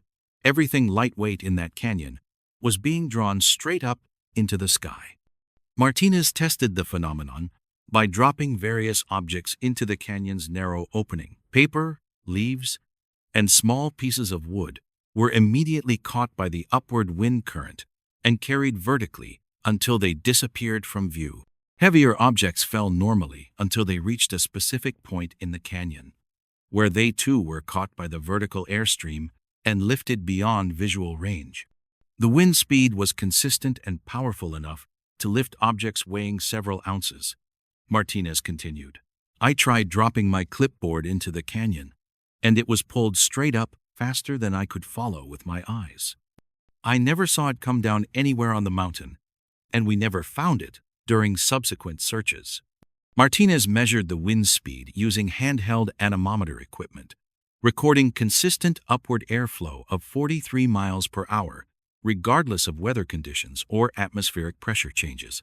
The vertical wind current operated continuously during his 3-day observation period, showing no variation in intensity or direction despite changing weather patterns at other locations on the mountain. Dr. Patricia Chen, an atmospheric physicist from the University of Nevada, Las Vegas, investigated the Charleston Peak wind anomaly in the autumn of 1991 as part of her research into mountain meteorology and unusual air current formations. Chen specialized in studying how topographic features create localized wind patterns that differ from regional atmospheric conditions. Mountain terrain can create complex wind effects, including updrafts and downdrafts. But the Charleston Peak phenomenon showed characteristics that didn't conform to known meteorological principles, Chen explained in her research paper, published in the Journal of Mountain Meteorology. The vertical wind current operated independently of atmospheric pressure gradients, temperature differentials, and other factors that normally drive mountain air movements. Chen's investigation included detailed atmospheric measurements using balloon-mounted instruments designed to track air current behavior at various altitudes above the canyon. Her equipment documented the vertical wind stream extending upward beyond the range of her monitoring balloons, which lost contact at altitudes exceeding 15,000 feet. The upward air current appeared to continue indefinitely, Chen continued. We tracked the wind stream to altitudes well above the mountain summit, but our instruments never detected a point where the air current diminished or changed direction. Objects caught in the stream simply disappeared into the upper atmosphere. Local hiking enthusiast Robert Santos had been exploring Charleston Peak's summit area since the 1980s and began documenting unusual experiences near the Wind Canyon after reading about Martinez's initial discovery in a Forest Service newsletter.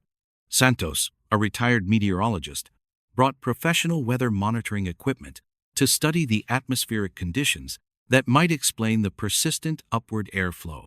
I set up weather monitoring stations around the canyon to measure temperature, pressure, and humidity gradients that might create the vertical wind effect, Santos said in an interview with the Las Vegas Review-Journal. The data showed normal mountain weather patterns everywhere except in that specific canyon, where atmospheric readings defied conventional meteorological principles. Santos's measurements revealed that the upward wind current existed independently of temperature differences between the canyon and surrounding areas.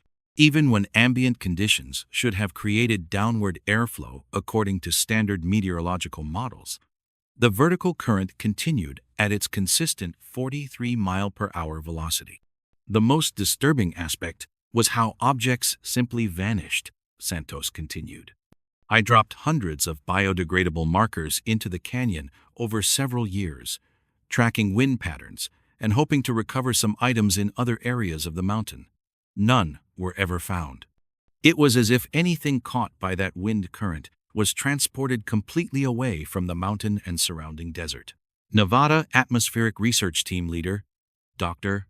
Michael Torres, conducted comprehensive studies of the Charleston Peak phenomenon in 1994, using sophisticated meteorological equipment to analyze the physics of the vertical wind current.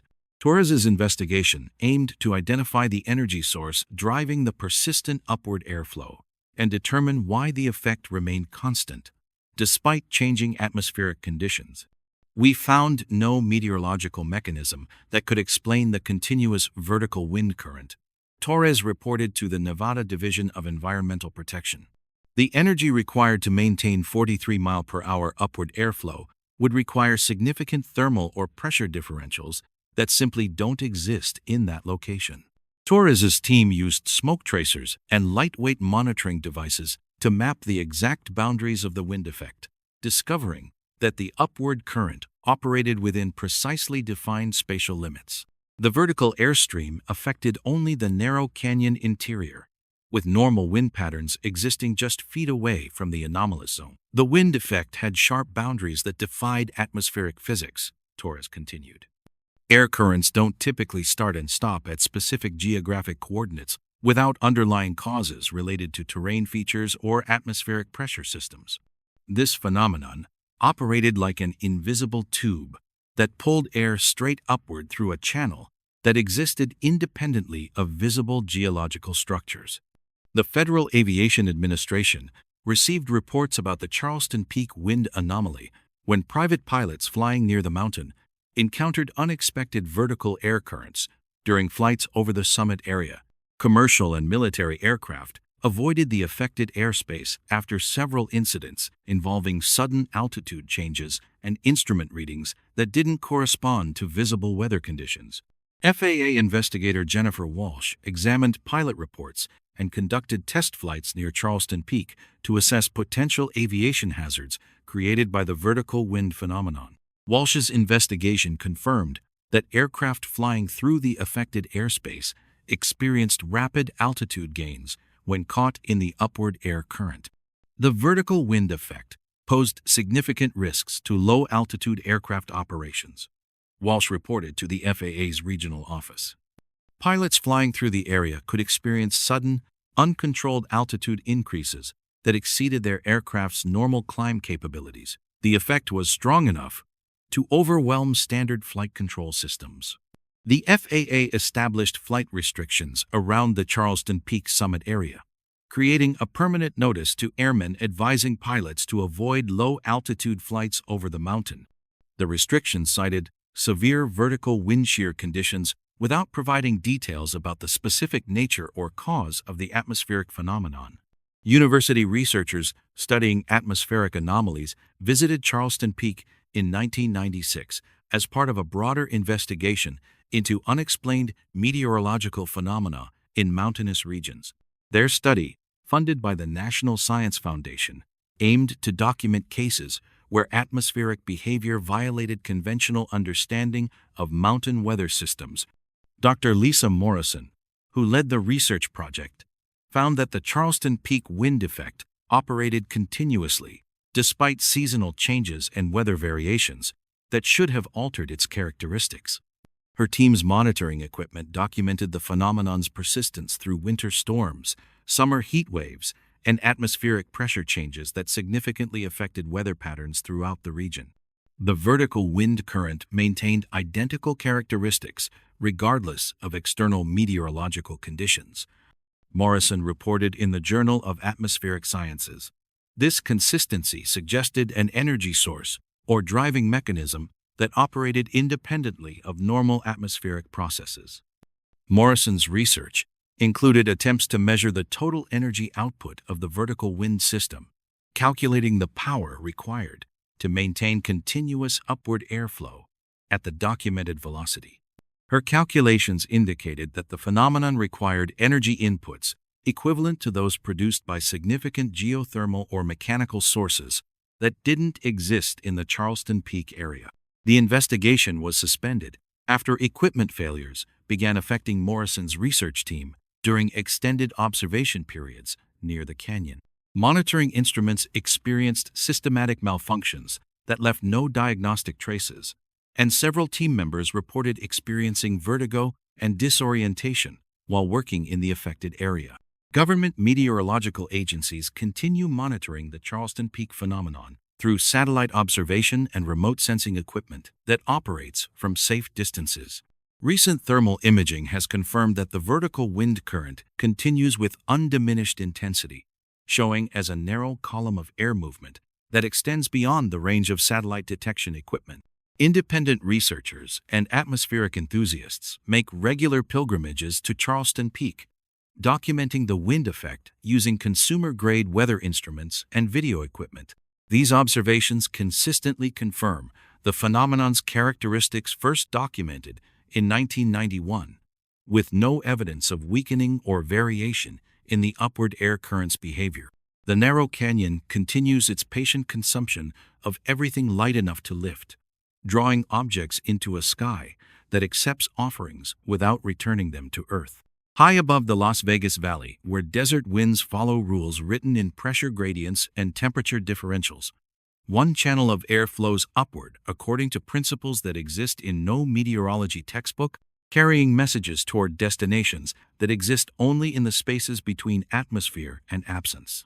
Visitors still drop coins and paper into the canyon's hungry mouth, watching their offerings disappear into blue sky, while 43-mile-per-hour winds whisper secrets about gravity that only applies to things too heavy to escape, the pull of destinations that exist somewhere above the ceiling of normal weather.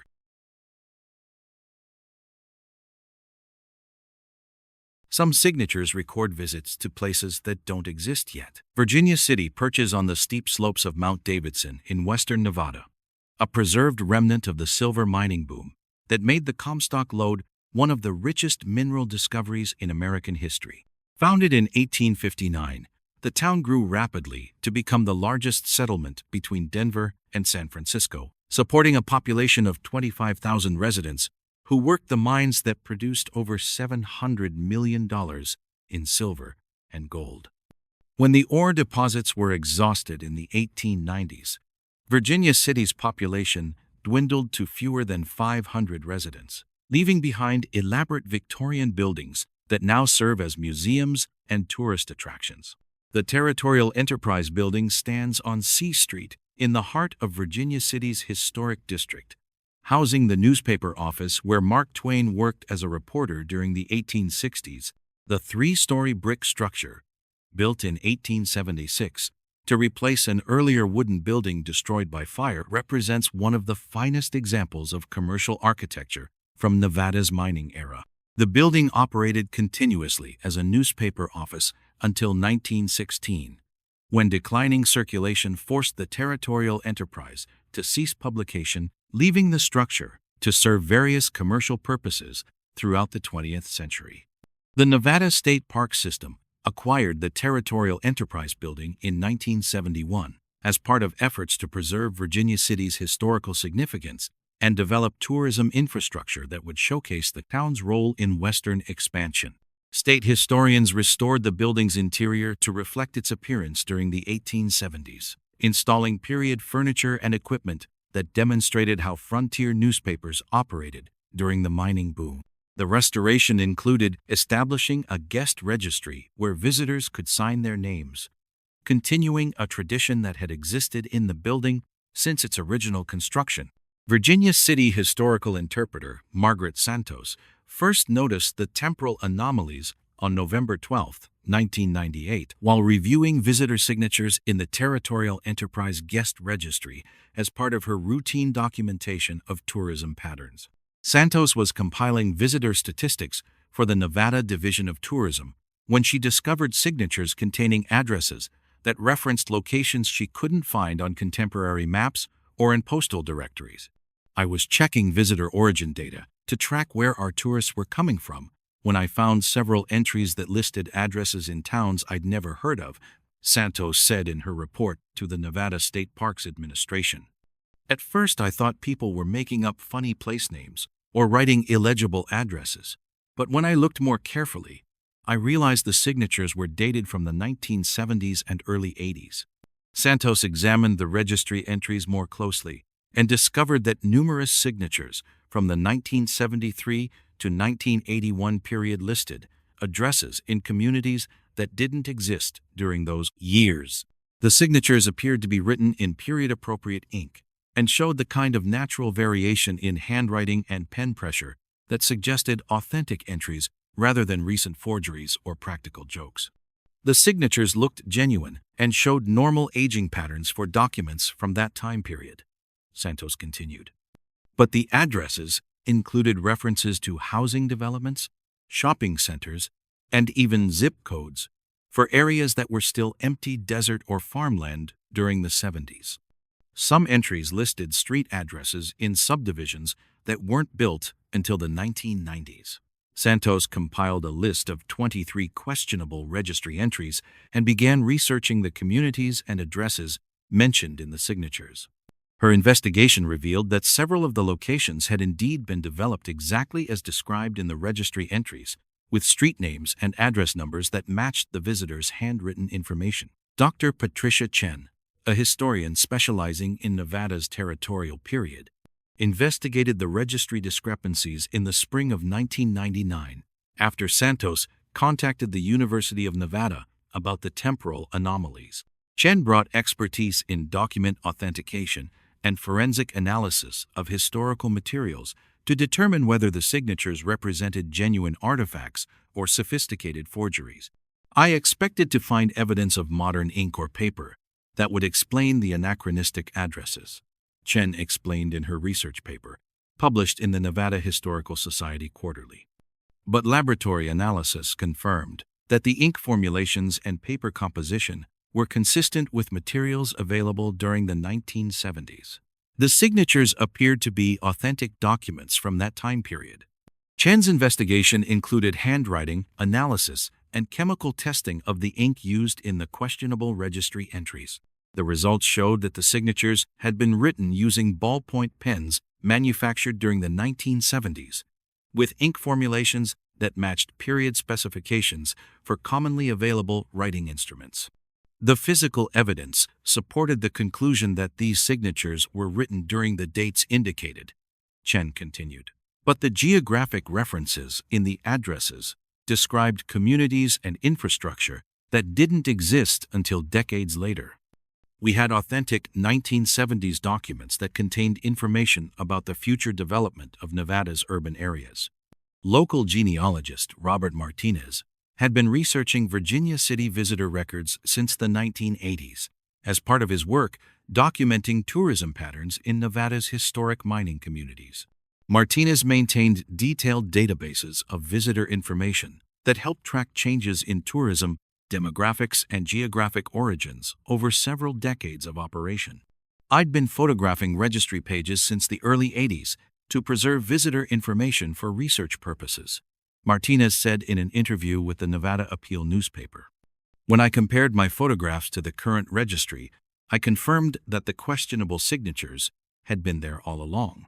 They weren't recent additions or alterations to existing entries. Martinez's photographic records provided independent verification that the anomalous signatures existed in the registry during the 1980s, ruling out the possibility that someone had recently added the entries using aged materials or sophisticated forgery techniques. His documentation showed that the temporal discrepancies had been present in the registry for at least 15 years before Santos discovered them. What troubled me most was how accurate the future addresses turned out to be, Martinez continued. I tracked down several of the communities mentioned in the signatures and found that they had been developed exactly as described in the registry entries. Street names, house numbers, and even local landmarks matched the information written by visitors who supposedly came from places that didn't exist yet. Nevada Department of Transportation records specialist Jennifer Walsh examined the registry addresses as part of her research into historical development patterns in Nevada's growing communities. Walsh had access to comprehensive databases documenting when roads were built, when communities were incorporated, and when postal zip codes were assigned to new development. The registry entries accurately predicted specific details about future community development that couldn't have been anticipated during the 1970s, Walsh reported to the State Transportation Department. Some signatures included zip codes that weren't assigned until the 1990s, and several listed addresses on streets that were built according to master plans that didn't exist when the entries were made. Walsh's research revealed that the development patterns described in the registry entries followed planning documents and zoning decisions that occurred years after the signatures were written. The accuracy of the future addresses suggested access to information about urban development that wouldn't be available to the general public until construction projects were completed. Federal investigators from the National Archives examined the Territorial Enterprise Registry in 2001 as part of a broader study into document authentication and historical record preservation. The investigation aimed to determine whether the temporal anomalies indicated security breaches related to government planning documents or classified development information. The National Archives team used advanced forensic techniques, including electron microscopy and chemical spectroscopy, to analyze the ink and paper composition of the questionable registry entries. Their findings confirmed that the materials and techniques used to create the signatures were consistent with 1970s technology and manufacturing standards. The signatures showed no evidence of modern forgery techniques or anachronistic materials, according to a partially classified report obtained through Freedom of Information Act requests. The documents appeared to be genuine artifacts from the indicated time period, despite containing information about events that occurred decades later. The federal investigation included background checks on the names associated with the questionable signatures, attempting to identify individuals who might have had access to confidential development plans or inside information about future construction projects. Most of the names couldn't be traced to real individuals, and those that could be verified showed no connections to urban planning or real estate development activities. University researchers studying temporal anomalies in historical documents visited Virginia City in 2003 to examine the registry as part of a broader investigation into cases where historical records appeared to contain information about future events. Their study, funded by private grants from foundations interested in unexplained phenomena, aimed to document similar cases and identify potential explanations. Dr. Michael Torres, who led the university research project, found that the Virginia City Registry represented one of the most well-documented examples of temporal information displacement in historical records. His team's analysis confirmed earlier findings about the authenticity of the signatures, while adding additional documentation about the accuracy of the future addresses. The registry entries demonstrated detailed knowledge of community development that occurred decades after the signatures were written. Torres reported in the Journal of Anomalous Phenomena. The level of accuracy in predicting specific street addresses, zip codes, and local landmarks exceeded what could be explained by coincidence or educated guessing about future urban growth patterns. Torres's investigation was suspended when his research team began experiencing what they described as temporal disorientation while working with the registry documents. Team members reported difficulty maintaining clear awareness of current dates and claimed to experience memories of visiting locations that didn't exist during their lifetimes. The Territorial Enterprise Building continues to maintain its guest registry, though Nevada State Parks officials now monitor the signatures more carefully for temporal anomalies that might indicate ongoing issues with the documentation system. Recent entries show normal visitor information, with contemporary addresses and appropriate geographic references. Tourism to Virginia City has increased significantly since reports of the registry discrepancies appeared in publications dedicated to unexplained historical phenomena. Visitors often spend extended time examining the guest registry, searching for additional temporal anomalies, or hoping to add their own signatures to a document that appears to maintain its own relationship with time. The registry remains open on the reception desk, where tourists sign their names beneath signatures, written by visitors who came from places that existed only in the future memories of communities that would be built exactly as strangers from decades past described them. In the restored newspaper office where Mark Twain once wrote stories about silver mines and frontier life, a guest book continues, accepting signatures from travelers who somehow knew the addresses where they would live in years they would never see, recording visits to a present that was still waiting for its future to catch up with what visitors had already written in ink that aged exactly as it should have, documenting impossible journeys from destinations that wouldn't exist for decades but were described with the precision of people writing down directions to their own home.